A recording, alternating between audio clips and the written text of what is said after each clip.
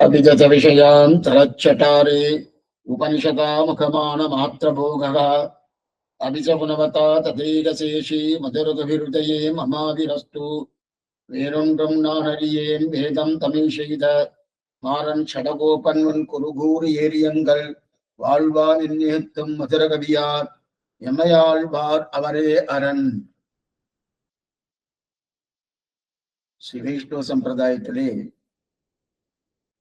ஆச்சாரிய அபிமானமே உத்தாரகம் என்கிற சிறப்பான ஒரு விஷயம்தான் பிரதானமாக கொள்ளப்பட்டுள்ளது. அதுதான் ஸ்ரீ வைஷ்ணவத்தின் தாத்பரியம் என்று சொல்லப்படுகிறது.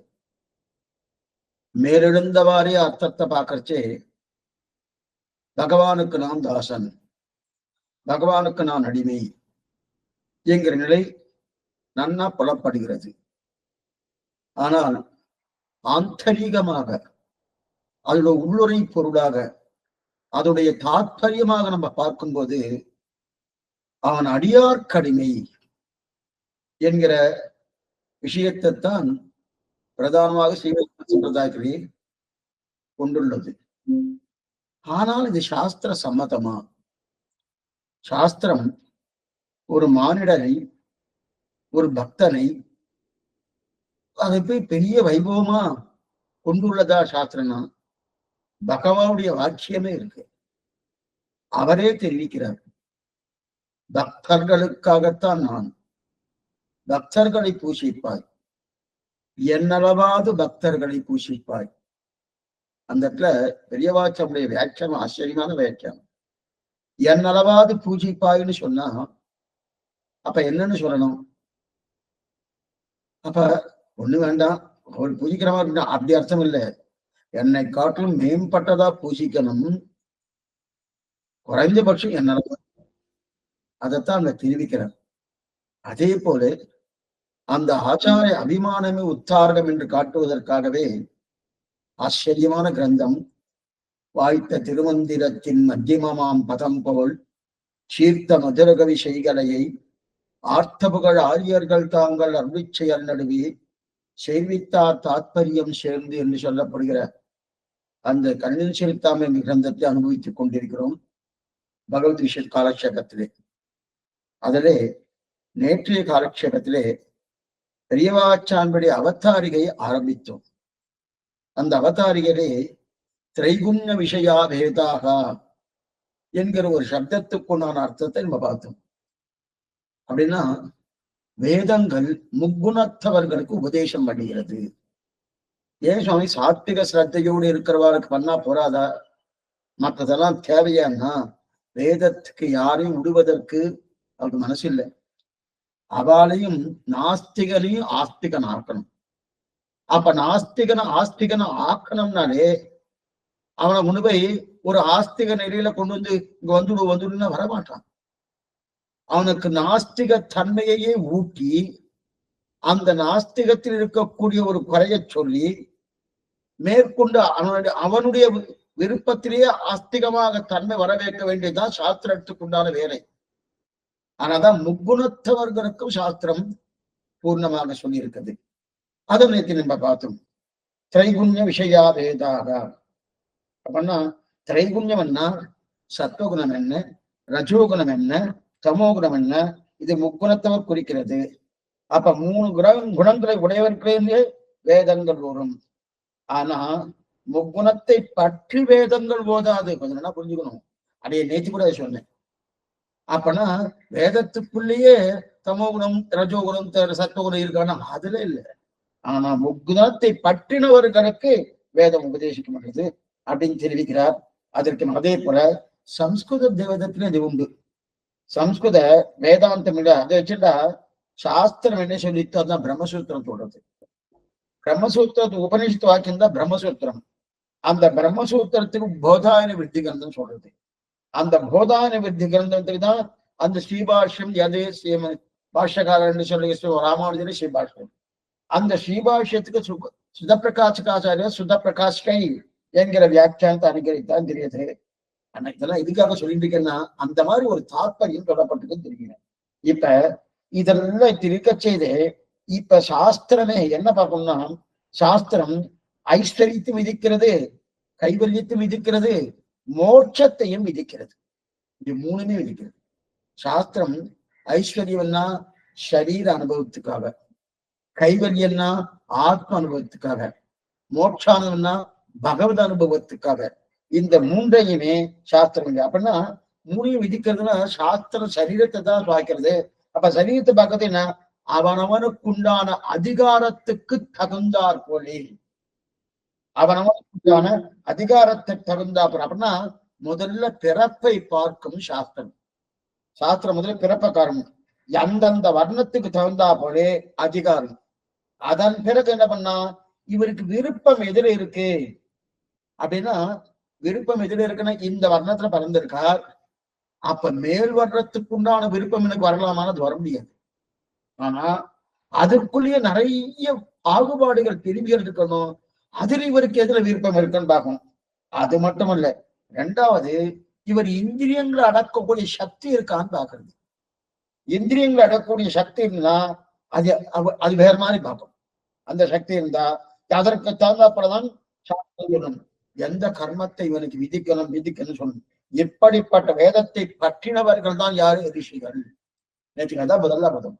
ரிஷிகள்னா வேத தாத்பரியம் அல்ல, சாஸ்திரத்தை வேதமான அந்த வேதத்தை பூர்ணமாக பற்றினவர்கள் ரிஷிகள் அப்படின்னு தெரிவிக்கிறார் அவர்கள். இப்ப அதே வேதத்துக்கு உபபிரம்மணம்னு உண்டு. உபபிரம்மணம்னா வேதத்தின் பொருளை நன்ன விரிவா நமக்கு காட்டி கொடுக்கக்கூடிய ஒரு தன்மையிலே சொல்றது உபபிரம்மணம். நேரிய வேதத்துக்கு போனோம்னா சில இடத்துல அர்த்தம் புரியலாம், சில இடத்துல அர்த்தம் புரியாம போகலாம். அது என்ன சுவாமி இப்படி இருக்கு தெரியலையேன்னு. அதற்கு உபபிரம்மணங்கள் என்று சொல்லக்கூடிய இதிகாசங்கள் என்ன, புராணங்கள் என்ன, அதன் துணை கொண்டுதான் ஒவ்வொன்றும் நம்ம அதனுடைய அர்த்தத்தை நம்ம பண்ணணும். ஆனா அந்த இதிகாச புராணங்கள் மூலமா மேலும் அடியேனுக்கு சத்துவகுணம் அதிகமா இருந்தா அது ஒண்ணு விதிக்கும், ரஜோகுணம் அதிகமா இருந்தா ஒண்ணு விதிக்கும், தமோகுணம் அதிகமா இருந்தா ஒண்ணு விதிக்கும். சத்துவகுணம் அதிகமா இருந்தா அதே வேதமே ஓ மோட்சத்துக்கு போவாய் அப்படின்னு விதிக்காது. ரஜோகுணம் அதிகமா இருந்தா சரி உனக்கு ரஜோகுணமா இருக்கு சொர்க்கத்துக்கு போ. அப்ப மோட்சம் வேறு சொர்க்கம் வேறு தானே சுவாமி? ஆமா. அப்ப சொர்க்கத்துக்கு கூட நல்லது தானே? இல்லையே, திரும்ப வருந்துட்டியே. சொர்க்கம் என்பது அங்கேயே சாஸ்வதம் கிடையாது, திரும்புதல் வந்துடும். ரெண்டாவது சொர்க்கம் வந்தது இந்த ஆத்ம லட்சணம் எது? சேஷத்துவ பாரதந்திரியம், ஜீவாத்மாவுடைய சொரூபம். அந்த சொரூபத்து உகந்தது கிடையாது சொர்க்கம் என்பது. இருந்தாலும் இவனுக்கு ரஜோகுணம் இருக்கிறபடியாலே சொர்க்கத்துக்கு அனுப்புறது. அதே நேரத்துல தமோகுணம் அதிகமா எடுத்துருச்சேன், இந்தந்த லோகத்துக்கு இந்தந்த லோகத்துக்கு போன அனுப்புறது இல்லையா? அப்ப அவனுடைய குணத்துக்கு தகுந்தாற் போலே ஐஸ்வர்யம் என்ன, கைவல்யம் என்ன, அதற்கு தகுந்தாற் போலே தாழ்ந்த புருஷார்த்தங்களை கொடுக்கறது. ஆனா சத்துவகுணம் இருந்துட்டு வச்சுங்க மோட்சானந்தத்தை உபதேசிக்கிறதுக்கு. அது எப்படிப்பட்ட மோட்சம்? பரமமான மோட்சம், பரமமான புருஷார்த்த மோட்சம் அப்படின்னு தெரிவி. இதெல்லாம் உபதேசிக்கிறார் அப்படின்னு தெரிவிக்கிறார். இப்ப வியாக்கியானத்தை பார்க்கலாம். அதாவது வேத உபபிரம்மண முகத்தாலே சேத்தனுடைய குணானுகூலமாக ஐஸ்வர்யாதி சுத்திர புருஷார்த்தங்களை பரமபுருஷார்த்த லட்சண மோட்சத்தையும் உபதேசிக்கை. இது நம்ம பார்த்துக்கணும். இதற்கு மேல பிராஜாபத்தியம் கிரகஸ்தானாம் பிரம்மம் சந்நியாசினாம் ஸ்ருதம் என்று தொடங்கி கேவல ஆசிரம அனுஷ்டானங்களையே ஐஸ்வர்ய விசேஷங்களுக்கு சாதனமாக உபதேசித்து யோகிநாமம் ருதம் ஸ்தானம் சுவாத்மதா தேசனாக்காரம் என்று கைவல்ய நிஷ்டருக்கு ஆத்ம பிராப்தி உபதேசித்து ஏகாந்தி நமஸ்தா பிரம்மத்தியாதினோ யோகினோ சகி தேசாம் தத் பரமம் ஸ்தானம் எத்தை பச்சந்தி சூரையா என்று நித்திய சத்தஸ்கிருகு பகவத் பிராப்தி உபதேசித்தானிரே ஸ்ரீ பராசர பகவான் என்று கொடுமை சேர்த்திருக்கார். நிதானமா பார்ப்போம். ஒண்ணுமில்லை. பிராஜாபத்தியம் கிரகஸ்தானம் பிரம்மம் சந்நியாசினாம் ஸ்ருதம். இது விஷ்ணு புராண ஸ்லோகம். இந்த ஸ்லோகம் எதுக்கு எடுக்கிறாருன்னா, யாராருக்கு இதிகாசங்கள் புராணங்கள் எதை விதிக்கிறதுன்னு பாருங்க. இதிகாசங்கள் புராணங்கள் யாராருக்கு எதை விதிக்கணும்? ஏன்னா ஒவ்வொருத்தருக்கும் ஒவ்வொன்று விதிக்கிறது, எல்லாருக்குமே எல்லாம் கிடையாது. ஆனால் இதை சொல்ல உங்களுக்கு என்ன தோணும்? என்ன சுவாமி வைஷ்ணவத்துல மோட்சம் போறது குறிக்கோள், நீங்க என்னென்ன சொல்லிட்டு இருக்கிற, என்னென்ன விதிக்கிறது, என்ன எல்லாம் சரீரத்தை பத்தினது. சாஸ்திரம்னு சொன்னாலே சரீரம், திருமந்திரம் சொன்னா ஆத்மா. இந்த இந்த மாறுபாட்டை நீங்க தெரிஞ்சுன்னா குழப்பமே வராது. இப்ப பாக்குறதெல்லாம் சாஸ்திரியனா ரிஷிகளுடைய நிலையை தானே பார்த்தோம். ரிஷிகள்லாம் சாஸ்திரத்தை தான் பார்ப்பான், சாஸ்திர தாத்பரியத்தை பார்க்க மாட்டேன். ஆச்சாரதேவம் கிரந்தம், அந்த கிரந்தத்தை ஆச்சரியமா எடுக்கிறார் நாயனார். சாஸ்திரத்தை பற்றினவர்களுக்கும் சாஸ்திர தாத்பரியத்தை பற்றினவர்களுக்கும் நடுவாசி உண்டு அப்படின்னு கேட்டா அந்த போக வேண்டாம். என்ன சொல்ல வரனா, இப்ப இதை ஒவ்வொருத்தரும் ஒவ்வொன்று விதிக்கிறது. ஏன்னா பிராஜாபட்ச லோகத்தை யார் முடியா கிரகஸ்தர்கள் அடைவார்கள். கிரகஸ்தர்கள் யாரு, கல்யாணம் பண்ணு அவளுடைய மனைவி என்ன, மக்கள் என்ன, இவரோட இருக்கணும். அவளுக்கெல்லாம் எந்த லோகம்னா ராஜாபத்திய லோகம்னு அந்த லோகத்தை அடைவான்னு விதிக்கிறது. அதுதான் அவளுக்கு புருஷார்த்தம் விதிக்கிறது. அது ஒண்ணு சிறந்த மோட்சமா கிடையாது.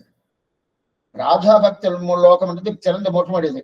அதே மாதிரி புத்திர பேரும் கிட்டலாம், அவளுக்கு நிறைய இது இருக்கு இல்லையா, சந்தான பிராப்தி வேணும், அதுவும் கிட்டலாம், எந்த பேரும் கிட்டலாம். இதுதான் பிராஜாபத்தியம். அதான் பிரஜாபதி லோகம், பிரஜாபதி லோகம்னு சொல்லுவார். அது ஒண்ணு. அதுக்கப்புறம் சன்னியாசிகளே பிரம்மலோகத்தை விதிக்கிறது.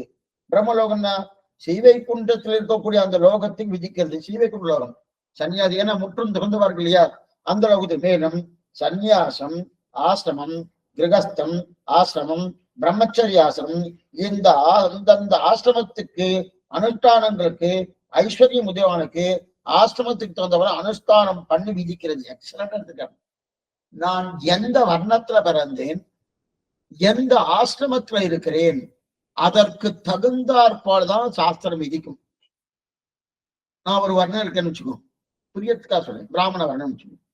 ஆனா இன்னும் கல்யாணம் ஆகல, அப்ப நான் பிரம்மச்சாரியா இருக்கேன். புரியல, முன்னாடி பிரம்மச்சாரியா இருக்கேன்னா அப்ப அதுக்கு தகுந்த மாதிரி எனக்கு விதிக்கும். அதே கல்யாணம் ஆயிடுச்சுன்னா அதுக்கு தகுந்த மாதிரி இருக்கும். அதே ஒரு சத்திரியன் இருக்கான், அந்த சத்திரியனுக்கு என்ன பண்ணும், அவன் பிரம்மச்சாரியா பிரம்மச்சாரம் கல்யாணம் ஆகல, அவனுக்கு வேற பிராமணனுக்கு விதிக்கிறா போல சத்திரியனுக்கு விதிக்காது. அதே போல கிரகஸ்தனுக்கு விதிக்கிறா போல பிரம்மச்சாரிக்கு விதிக்காது. மாற்றி மாற்றி மாற்றி அந்தந்த நிலைக்கு தகுந்த ஆசிரமத்துக்கு தகுந்தாற் போலே வர்ணத்துக்கு தகுந்தாற் போல இதுதான் சாஸ்திரம் பண்றது. ஏன்னா சாஸ்திரம் சரீரத்தை பார்க்கும். சரீரத்தை பார்க்கறது எந்த குலத்துல பிறந்திருக்கான் அது பிரதானம் பார்க்கணும். எந்த நிலையில இருக்கான், அந்த நிலை என்னன்னா 4 நிலை இருக்கணும். பிரம்மச்சரியம், கிரகஸ்தன், வானப்பிரஸ்தம், சந்நியாசம். இந்த சந்நியாசம் என்பது ஏனைய 3 வர்ணத்தாருக்கு கிடையாது. அப்பனா பிராமணனுக்கு மட்டும்தான் சந்நியாச ஆசிரம ஸ்வீகாரம் எடுத்துக்க முடியும். மத்த 3 பேர் என்ன சுவாமி, மத்த 3 பேரும் வானப்பிரஸ்தம் வரைக்கும் போறாங்க. சந்நியாச ஆசிரம ஸ்வீகாரம் எடுக்கிறது மத்த 3 பேரும் கிடையாது. சில பேர் எடுக்கிறாருன்னா கிடையாது சொல்லியிருக்கு. எல்லாமே சரீரத்தை பத்தினது. கொஞ்சம் நல்லா நீங்க ஏன்னா இதையும் அதையும் ஒன்று குழப்பவே கூடாது. அதனால முதல்ல இதை சொல்லி முடிச்சுட்டு அப்புறம் நம்ம விஷயத்துக்கு வரப்போறார் சுவாமி. அப்ப அந்தந்த அனுஷ்டானத்தை விதிக்கிறது. நீ கிரகஸ்தனா இருந்தா நீ இதை பண்ணு, நீ பிரம்மச்சரியா இருந்தா நீ இதை பண்ணு, நீ அதே போல நீ வானப்பிரஸ்தனா இருந்தா இதை பண்ணு. அந்தந்த ஆசிரமத்துக்கு தான் விதிக்கிறது இல்லையா. அப்ப குலத்தையும் பார்க்கறது. குலம்னா வர்ணம், வர்ணம்னா ஏதோ கலரு பெயிண்ட்னு பார்க்கணும். வர்ணம் என்ற சப்தத்துக்கு பிராமணனா, சத்திரியனா, வைசியனா, சூத்திரனா, இல்ல பஞ்சம குலமா, அதற்கு தான் வர்ணம்னு பேரு. அப்ப வர்ணத்தையும் பார்க்கறது. அதே போல நான் எங்க இருக்கேன், கல்யாணம் ஆயிடுச்சா, கல்யாணம் ஆகலையா, அல்ல கல்யாணம் ஆகி அதுக்கு மேல நான் காட்டுக்கு போயிட்டேன்னா, அதுக்கு மேல சன்னியாச ஆசிரம ஸ்வீகாரம் எடுத்தேன்னா அது என்னது, அதுதான் ஆசிரமம் அனுஷ்டானம். அந்த அந்த ஆசிரமம் வரணும் அப்படின்னா வர்ண ஆசிரமம் இது ரெண்டுத்தையும் பார்க்குது. இதுதான் வேதங்கள் சொல்லும். இப்படிப்பட்ட வேதங்களை பற்றுக்கோளாக பிடித்தவர்கள் தான் ரிஷிகள். புரியுதா?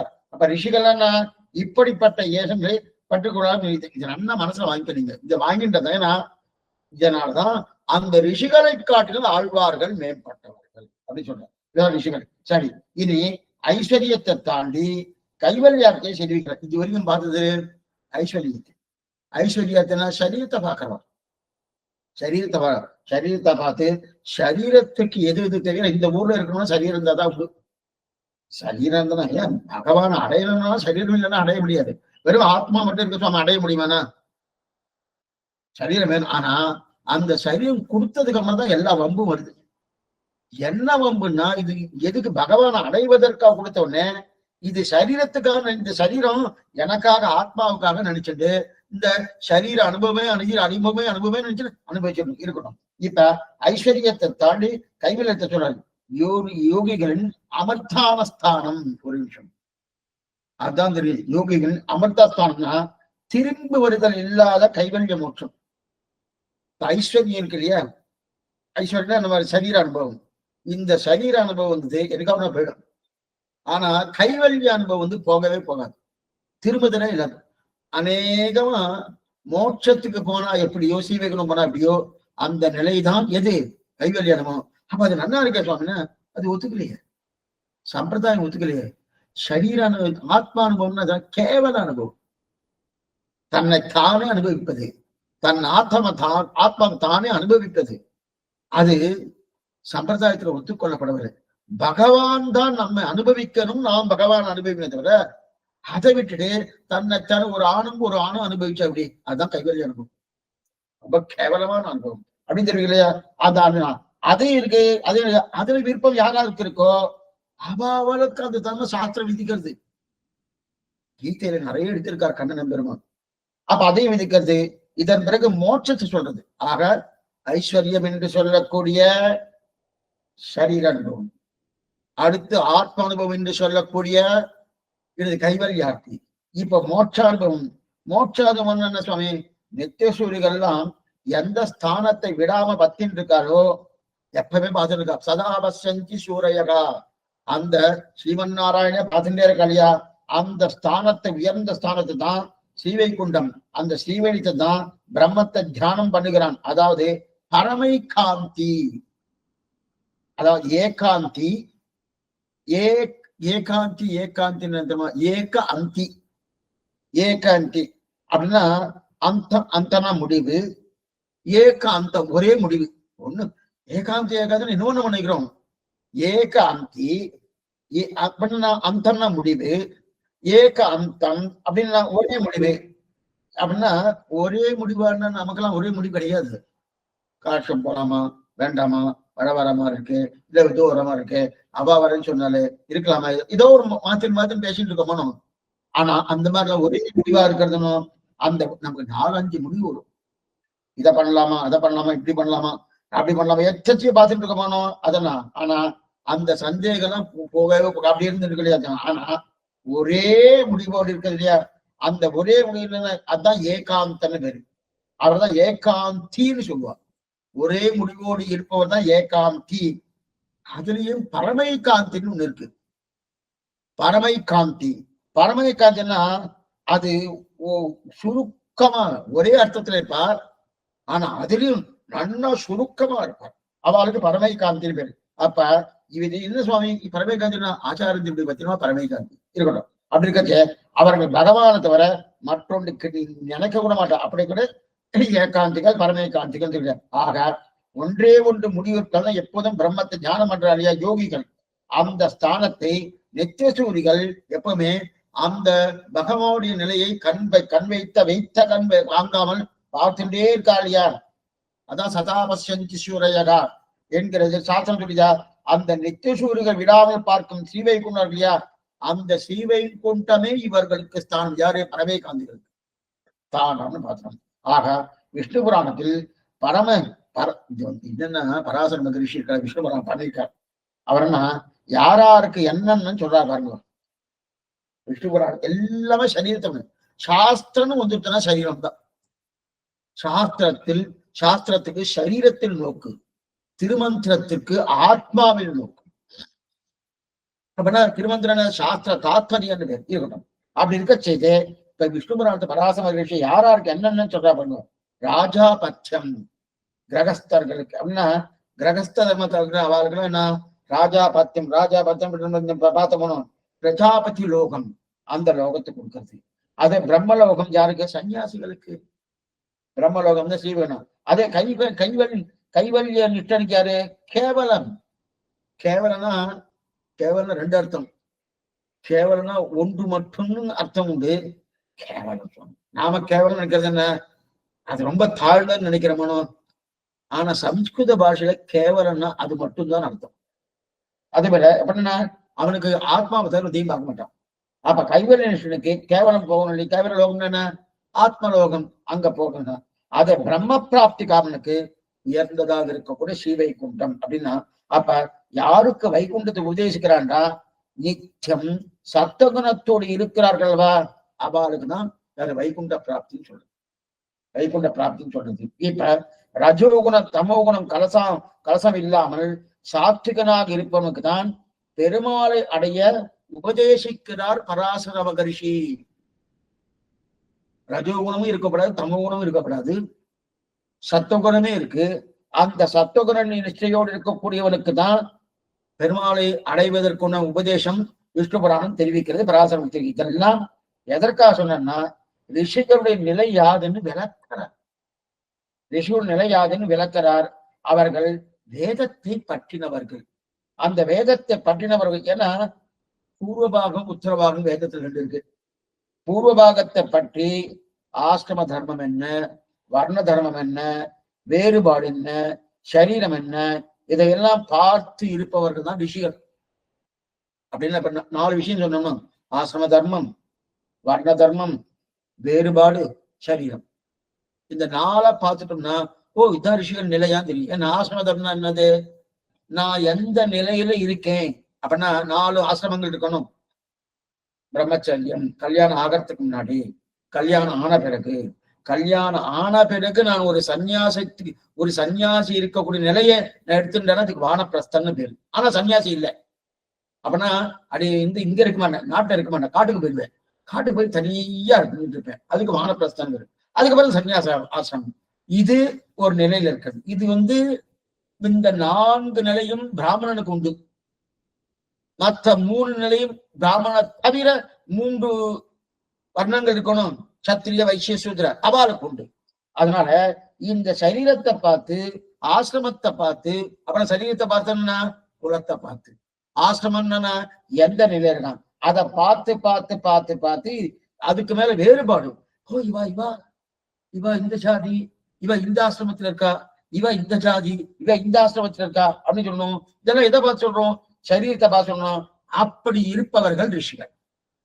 இப்ப ஒரு இது புரிஞ்சுக்கணும், ரிஷிகள்னா யாரு, சாஸ்திரத்தின்படி இருப்பவர்கள். அந்த சரீரத்தை பார்த்து இது என்ன குல சரீரம், எந்த ஆசிரம சரீரம், அதற்கு தகுந்தா போல பார்ப்பவர்கள் ரிஷிகள் அப்படின்னா.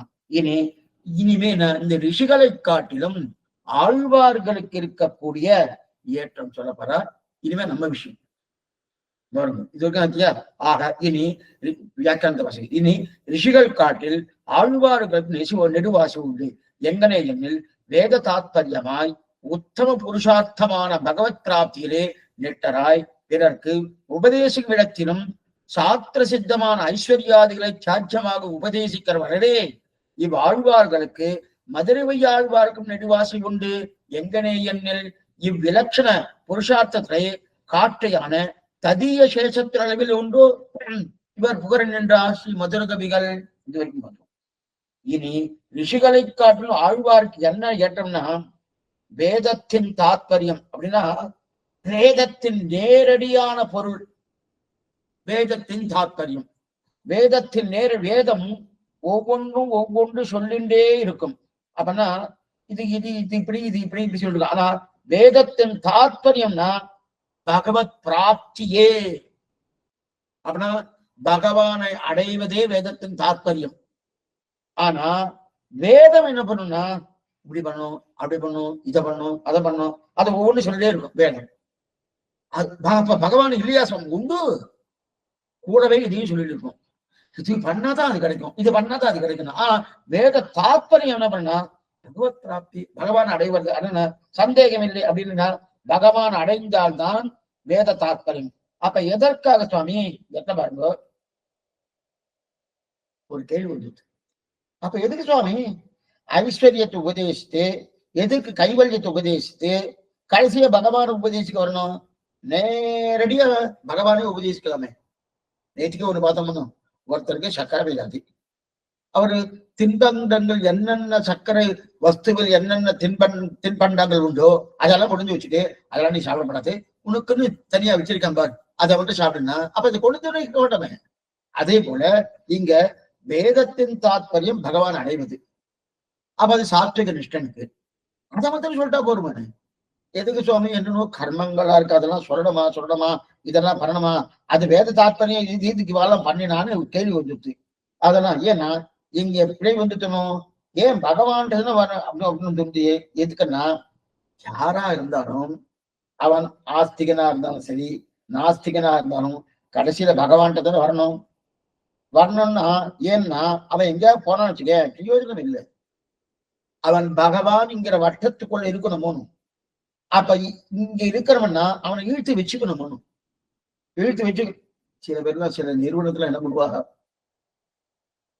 அவருடைய ஆதரவு வேணும். ஆனா அவர் அவ்வளவு அனுகூலமா இருக்க மாட்டார்.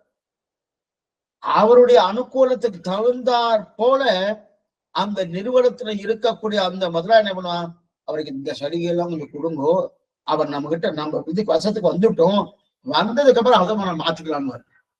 முதல்ல பண்ணதே வேதம் தான். அதுதான் அவனே நமக்குள்ள இழுத்துக்கணும் போகணும். இல்ல சுவாமி அவன் ஆஸ்திகன் சுவாமி வேண்டாமன்னா இருக்கட்டுமே, அவனே நம்ம இழுத்துக் கொள்ளணும் போனோம். இழுக்கிறன்றதுக்காக என்ன பண்ணாரு, இந்த பசுமாடு மாடலா இருக்கு இல்லையா, அதுக்கு மாட்டுக்கு தடி கட்டி விடுவா. இந்த கழுத்துல தடி கட்டுவா, கழுத்துல சட்டம் போடுவா. சட்டம் போடலன்னா அது எங்கேயா போயிடும். இந்த கழுத்துல சட்டம் போடுவா, எங்கேயா போயிடும். வேலி இதெல்லாம் மேயக்கூடாதுன்னு அந்த சட்டத்தை போட்டுவா. மேய முடியாது, அதெல்லாம் மேய முடியாது. அது மட்டும் இல்ல, வேலியை தாண்டி போக முடியாது. வேலி இருக்கணும், அதை தாண்டி போக முடியாது. அதெல்லாம் கழுத்து சட்டம் போடுவாங்க. போயிடுவா இல்லையா, வேலியை தாண்டி மாடு போகாம இருக்கணும்னா கழுத்துல ஒரு சட்டம் போடுவா இல்லையா. அதே போல வேலியை தாண்டி இவ எல்லாரும் நாஸ்திகனா போகாம இருக்கணும், எல்லாரும் நாஸ்திகமா போகணும். அதற்காக தான் பகவான் இப்படி பண்றார். நீ நேரத்தில் வா, எதையான்னு கேளு, நான் தரேன். என்ன வேணா கேளு, என்ன வேணா கேளு. ஐஸ்வர்யத்தை கேட்கறியா தரேன், கைவல்யத்தை கேட்கறியா தரேன், என்ன வேணுமோ கேளு நான் தரேன். இதுவே கொடுவேன், நான் என்ன பண்றேன், தரேன். ஆனா அதனால எதையெல்லாம் விதித்ததியா அந்த விதித்தார தவிர என்ன பாருங்க, விதித்தார தவிர என்ன சுவாமி விதித்திருக்காருன்னா, இப்ப பகவானுக்கு என்ன சுவாமி, என்ன அடைவதுதான் எனக்கு விருப்பம், என்ன அடைவதுதான் எனக்கு விருப்பமே தவிர இதெல்லாம் விதித்திருக்கின்றதாக இதுதான் எனக்கு முக்கியம் நினைக்காத. அப்ப அதை பெருமாள் நல்லா தெளிவா சொல்றாருனோ. அப்ப பகவத் பிராப்தி தான் வேத தாத்பரியம். ஆனாலும் அந்த வேதத்துல மேலிழந்த வாரியா பார்த்தா பொருள் எது வேண்டுமானாலும் இருக்கலாம். நல்ல மேலிழந்த பார்த்தீங்கன்னா, இவருக்கு வீடு வேணும் போல் இருக்கு, இதை பண்ணுங்க. இவருக்கு புத்திரன் வேணும் போல் இருக்கு, இதை பண்ணுங்க. இவருக்கு உத்தியோகம் வேணும் போல் இருக்கு, இதை பண்ணுங்க. இவருக்கு கல்யாணம் ஆகணும் போல் இருக்கு, இதை பண்ணுங்க. இதெல்லாம் சொல்லியிருக்கலையா. ஆனா அதோடைய தாற்பயம் இது, வேதத்தின் தாற்பயம் பகவானை அடைவது அப்படின்னு மேலே விழுந்த இதெல்லாம் இருக்கா இல்லையா. ஆனால் வேத தாற்பயம் உத்தமமான புருஷார்த்தம் தான். உத்தமமான புருஷார்த்தம் பகவத் பிராப்தி. மற்றதுல என்ன சொன்னே, மத்தியம புருஷார்த்தம் அல்லது அதம புருஷார்த்தம். மத்தியம புருஷார்த்தம் அல்லது அதம புருஷார்த்தம் அப்படின்னா, ஒண்ணு தாழ்ந்தது, ஒண்ணு நடுவுல இருக்கு, ஒண்ணு உத்தமமா இருக்கு. ஒண்ணு தாழ்ந்தது என்ன, எச்சத்திய பண்றா பாருங்க. இன்னைக்கு இவாள தொலையணும் அவா தொலையணும், இன்னைக்கெல்லாம் பார்த்தோம்னா சேனையாகம், இன்னும் விரோதி நிறைய பேர் இருக்காங்க. தாழ்ந்தது, அதெல்லாம் தாழ்ந்த விஷயங்கள். அந்த தாழ்ந்த விஷயத்துக்கெல்லாம் போகக்கூடாது, அது தாழ்ந்தது. மத்தியமா இருக்கிறது என்ன சுவாமி, ஒண்ணுமில்ல, தனக்கு வீடு வேணும், வாசல் வேணும், சொத்து வேணும், சுகம் வேணும், மனைவி வேணும், மக்கள் வேணும், இதெல்லாம் மத்தியமா மாட்டது. உத்தமம் எது, பகவத் பிராப்தி, பகவானை அடைதல் தான் உப்பதில்க. ஆனால் ரிஷிகள் பகவத் பிராப்தியில் மட்டும் நல்லா பாருங்க, பகவத் பிராப்தி உறுதி இருந்தது என்பது மட்டுமல்ல, நல்லா பாருங்க, அதான் முக்கியம். இந்த ரிஷிகளுக்கு என்னன்னா பகவத் பிராப்தியில மட்டும் அவ இல்லை, அதை மட்டும் இல்ல, வேறு விஷயங்கள் அவருக்கு அண்மை இருந்தது. இதை நம்ம கடந்த ஆச்சாரிய காலட்சேபத்திலே இதை பார்த்திருக்கோம். ஒவ்வொரு அதனால ஒரு 4 விதமான காலட்சேபம் எடுக்கிறோம். ஆனா நல்லா நிச்சயமா நல்லா கேட்டு அனுபவப்பட்டவா இருந்தானே, சுவாமி இதை நம்ம அங்க பார்த்தோமே, அதே விஷயம் தான் இங்க வருது. ஆனா அங்க வேற மாதிரி சொல்லியிருக்கா, இங்க வேற. அது ஒரு அனுபவமா இருக்கு, இது ஒரு அனுபவமா இருக்கு. அங்க நம்ம பார்த்த போனோம், ரிஷிகளை காட்டணும் ஆழ்வார்கள் வியாபிரித்தார். என்ன சுவாமி வேறுபாடுனா, அவ வந்து என்ன காய்கறிகள் உண்டா, இவர் என்ன பண்ண உண்ணும் சோறு பருகிரி திண்ணி மெத்தில எல்லாம் ஆச்சாரியத்தை பார்த்திருக்கோம். ஆனா இவருக்கு தேவதாந்திர விஷயம் என்ன, பல சாதன தேவதாந்திரங்களில் வியாபிருத்தன்னு இந்த ஞாயிற்றுக்கிழமை பார்த்திருக்கோம். ஆச்சாரியத்துல பலத்துல வேறுபாடு, சாதனத்துல வேறுபாடு, அதே மாதிரி தேவதாந்திரங்களில் வேறுபாடு. யாருக்கு ரிஷிகளுக்கும் ஆழ்வார்கள் வேறுபாடு உண்டு. அப்படி இருக்கச்சே தேவதாந்திர விஷயம் அப்படின்னா அவளுக்கு உத்தேசம் ஏன் சுவாமி தேவதாந்திர பிரகாரமா இருக்கு பகவானுக்கு, அதனால என்ன அபானி எடுத்துக்கலாமே அப்படின்னு சொல்லி அவளுக்கு தேவதாந்திர விஷயம் அண்மையம் உண்டு. அண்மையம் அவளுக்கு பூர்ணமா உண்டு. ஆனா ரிஷிகளின் தேவதா இதாவது இவாளுக்கு வேதத்தான் உறுதி கொண்டவர்களாய் அதில் நிஷ்டை உடையவர்களா ஆழ்வார்கள் இருப்பார் வேத தாற்பயத்தில். ஆனா இவாளுக்கு எப்படின்னா வேறு விஷயங்களும் அண்மையம் உண்டு. வேறு விஷயம் இவ சரீரத்தையும் பார்க்கறா, தேவதாந்திரையும் பார்க்கறா ரிஷிகள். அதனால்தான் ரிஷிகளை விட வேத தாற்பயத்தில் உறுதி கொண்டவர்களா இருக்கக்கூடிய அதிலே நிஷ்டை இருக்கக்கூடிய ஆழ்வார்கள் என்ன மற்ற பேர்கள் உபதேசத்துக்கு ஆழ்வார்கள் உபதேசிக்கும் நெடுவாசி உண்டு. மற்ற பேர்கள் உபதேசம் என்னன்னா அது சுமாரதான் இருக்கும். ஓஹோ தப்புன்னு அடிய சொல்லவே வரல, அந்த நிலை வேறு.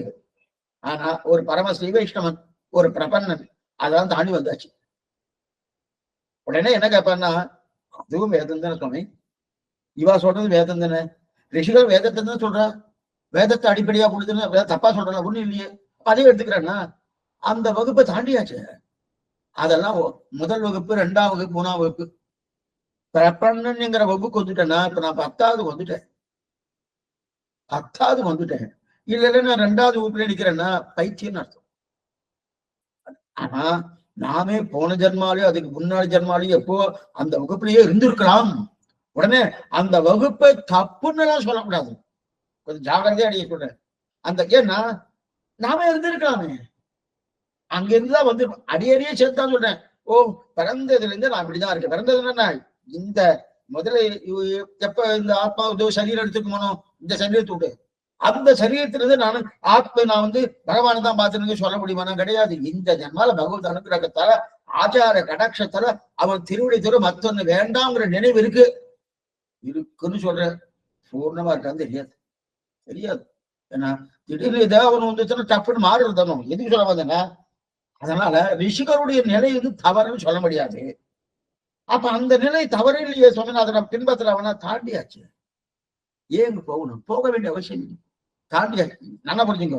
அப்ப அது வேண்டாமேன்னா புதுசா வரவாழ்க்கை வேணுங்க, அது இல்லைன்னா வேற எங்கேயே போயிடுவாங்க. நல்லா புரிஞ்சுங்க.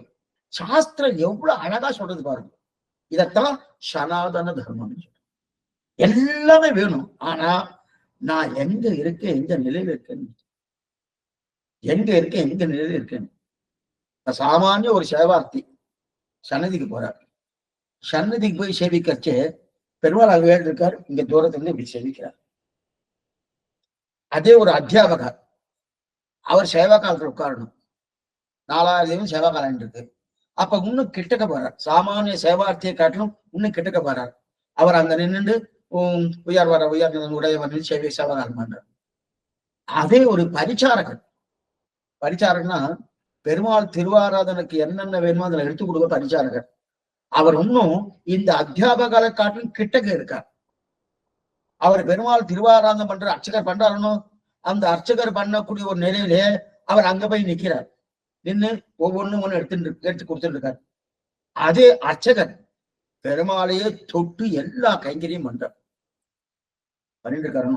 இப்ப அந்த அர்ச்சகர் சொல்றார், இல்ல சுவாமி, நான் வந்து சாஸ்திரம் சேவார்த்திக்கும் சாஸ்திரம் சொல்லியிருக்கு, அத்தியாபகருக்கும் சாஸ்திரம் சொல்லியிருக்கு, பரிச்சாரமும் சாஸ்திரம் சொல்லியிருக்கு அப்படின்னு ஒரு அர்ச்சகன் நினைச்சு நான் ஒரு சேவார்த்தியை அங்க நிக்கிறேன், என்ன நிக்க முடியுமா? அதெல்லாம் தாண்டி வந்துட்டாரு. இந்த நிலைதான் சாஸ்திரம். இந்த புரியாதான்னு புரியும்னு நினைக்கிறேன். எதுக்கு சொல்றதுன்னா, நான் இப்ப நம்ம எங்க சுவாமி இருக்கோம், உயர்ந்த ஸ்தானத்துல இருக்கோம். சுவாமி என்கிட்ட பணம் இல்லை, காசு இல்லைன்னு நாம என்ன நினைக்கிறோம், பணம் காசு இருந்தா உயர்ந்த ஸ்தானம் நினைக்கிறோம். சிற்ற வேண்டா சிந்திப்பே அமையும் கண்டீர்கள் அந்து. பகவானை தவிர மற்றொன்று உன்னை ஒழிய மற்றொன்று அறியா, என் அமுதனை கண்ட கண்கள் மற்றொன்றினை காணாம். அந்த நினைக்கு வந்தவன் தான் பிரபன்னன்னு பேரு, ஆத்யசன குலபதி. அந்த நிலைக்கு வந்ததுக்கு அப்புறம் ரிஷிகளுடைய நிலையெல்லாம் தாழ்ந்ததாகும். தாழ்ந்தது தேவையில்லையேன்னா வேணுமே, மற்றவாளுக்கு வேணுமே, அபாவரணமே. அதைத்தான் இங்க முதல்ல ரிஷிகள் எடுக்கிறார், இல்லையா? அப்பனா ரிஷிகளுக்கும் பகவத் பிராப்தியிலே மட்டும் உறுதி மட்டும் இல்ல, வேற விஷயங்களும் அவளுக்கு அண்மை உண்டு. ஏன்னா அவ அந்த நிலைக்கு வந்துட்டா. ஆனா அந்த ரிஷிகளை விட வேதாந்த தாத்பரியத்தில் விதி கொண்டவர்களாய் அதிலே நிஷ்டை உடையவருடைய ஆழ்வார்கள், அந்த ஆழ்வார்கள் மற்ற பேர் உபதேசிக்கும் போது ஆழ்வார்கள் என்ன பண்ணுவா? ஆழ்வார் என்ன பண்ணுவா? ரிஷிகள் என்ன பண்ணுவா? கைவல்யத்தையும் உபதேசம் பண்ணுவா, ஐஸ்வர்யத்தையும் உபதேசம் பண்ணுவா, அதே பிறகு மோட்சானந்தத்தையும் உபதேசம் பண்ணுவா. ஆனா ஆழ்வார்களோ கைவல்யம் ஒண்ணுமே கிடையாது, அந்த உபதேசமே கிடையாது. ஐஸ்வர்யமோ அந்த உபதேசமும் கிடையாது. அதெல்லாம் பண்ணுவாங்க, பண்ண மாட்டான், அதெல்லாம் பண்ண மாட்டான். ஆனா பராசர மகர்ஷி எல்லாத்தையும் உபதேசம் பண்றார், விஷ்ணு புராணக்காரர் எல்லாத்தையும் உபதேசம் பண்றார் இல்லையா? அவர்கள் ஒன்றே ஒன்றைத்தான் உபதேசித்த ஆழ்வார்கள் ஒன்னே, பகவான். ஏன்னா ஆரணக்கு நின் பாதமே சரணாக தந்தொழிந்தார் உனக்கோர் கைமாறு நான் உண்டிலேன். ஏன்னா உபதேசம் இடத்தில் கேட்கணும், குழப்பவே கூடாது. நம்ம ஒருத்தர் வழி சொல்லணும், இந்த வலது பக்கம் போய் இடது பக்கம் போயிடுவார், இடது பக்கம் போய் வலது பக்கம் போகலாம். அதே இந்த பக்கம் மேற்கால போய் கிழக்காலையும் போகலாம், அந்த திருவழியாவும் போகலாம், பின்னாடி வழியாவும் போகலாம். இந்த 4 சொல்ற குழம்பு அவன் எப்படி கடைசியில போகவே போறது இல்லை. ஒரே ஒரு விஷயத்த சொன்னா வரலாமோ. இப்ப என்ன பண்ணாரு? ஐஸ்வர்யத்தையும் சொல்றா, கைவல்யத்தையும் சொல்றா, பகவத் ஆராதனையும் சொல்றாருன்னா அப்ப அவர் குழப்பம் வருதணும். ஆனா அந்த மாதிரி குழப்பம்லாம் ஆழ்வாட்ட கிடையாது. ஆழ்வாட்டுன்னா ஒரே பகவான் தான் உபதேசிக்கிறார். அப்ப ஐஸ்வர்யமோ கைவல்யமோ கிடையாது. இல்ல சுவாமி, உண்டு வேணும்னு விருப்பம் இருக்கா? அப்ப வேண்டாமா சுவாமினா? வேணுன்ற விருப்பம் வாங்கிக்கிட்டோம், வேணும்னு விருப்பம் இருக்கிறவா வாங்கிக்கிட்டோம். அதை பத்தி ஒண்ணு ஏன் ஆழ்வாரு பாடுறாரு? குலம் தரும் செல்வம் தந்திடம் அடியார் படுதுயர் ஆயின வரலாம், நிலம் தரும் செல்வம் நீல் வீசும் தருளம் அருளோடு பெருநிலம் அழுக்கம் வளம் தரும். அப்ப நான்லாம் கேட்கலாமா சுவாமி? பிரபன்னன் தேவைப்படாது. நம்ம தாய் கோதாதேவி நல்ல ஸ்பஷ்டமா ஒரு வார்த்தை சொல்ற, நாங்கள் கொள்வான் என்று நீ கொல்லாமல் போகாது. என்ன தைரியத்தையும் என்னமோ நான் என்ன வேணும் என்ன வேணும் கேட்டு இருக்கியே கண்ணா, ஏதோ நான் உனக்கு ஏதோ வாங்கறதுக்காக வந்துட்டு நினைக்கிறேன், நான் கொடுக்கறதுக்காக வந்திருக்கேன், நீ வாங்கணும். இதுதான் பிரபன்னனுடைய நிலை, ரிஷிகள் நிலை இது இல்லை. அப்புறம் எவ்வளவு மேல வந்திருக்கோம் பாருங்க. ஒவ்வொரு பிரபலனும் ஆறு தட்டிக்கலாம், நான் இந்த பகவானை தவிர மற்றொன்று கிடையாது. ஆனா இதுக்கு சாத்விகமான அகங்காரம் அந்த நிலைக்கு சரி. இது ஆழ்வார் அதான் என்ன. ஆனா இந்த இங்க என்னவா ஐஸ்வர்யம் இதெல்லாம் கிடையாதுவா. அப்ப வேணும்னு இருக்கால வாங்கிட்டோம். ஆனா இதற்கு வாருங்கள் அப்படித்தான் ரிஷிகள்லாம் சொல்லுவா. அங்க இங்க வந்தா உங்களுக்கு இது கிடைக்கும், அங்க வந்தா உங்களுக்கு அது கிடைக்கும். இன்னைக்கு நிறைய மதத்தவர்கள் இதுதான் பண்றான். அதனால அங்க கூட்டம் அதிகமா இருக்கு. இந்த லோகத்துல சாஸ்வதமா இருப்பதற்கு என்னென்ன வழி உண்டோ அதெல்லாம் பண்ணிட்டு இருக்கான். இதுக்கு ஒரு இருக்கு ஒழுங்கா இருக்க வேண்டாமா? இந்த கிளம்பி போயிடுச்சுன்னா என்ன ஏதுன்னு தெரியாதுன்னா தெரியாது, வாஸ்தவம் தான். அடுத்த ஜென்மா நீ எப்படி இருக்குன்னு தெரியல, அப்ப நீ இன்னும் இதை விட பண்ண போறீங்க.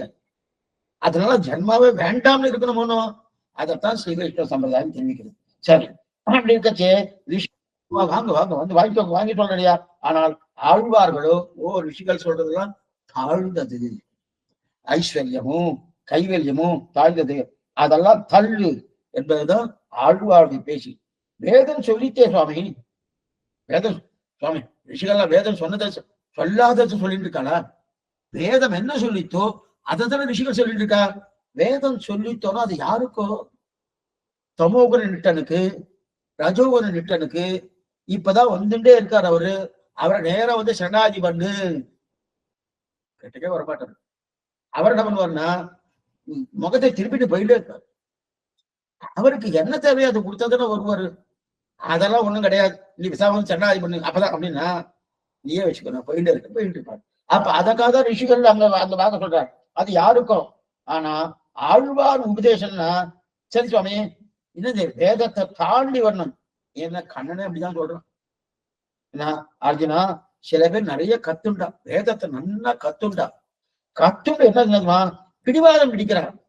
என்ன பிடிவாதம் இருக்குன்னா வேதத்தை என்னமா தெரிஞ்சுட்டு இருக்கேன், வேதத்தை என்னமா தெரிஞ்ச.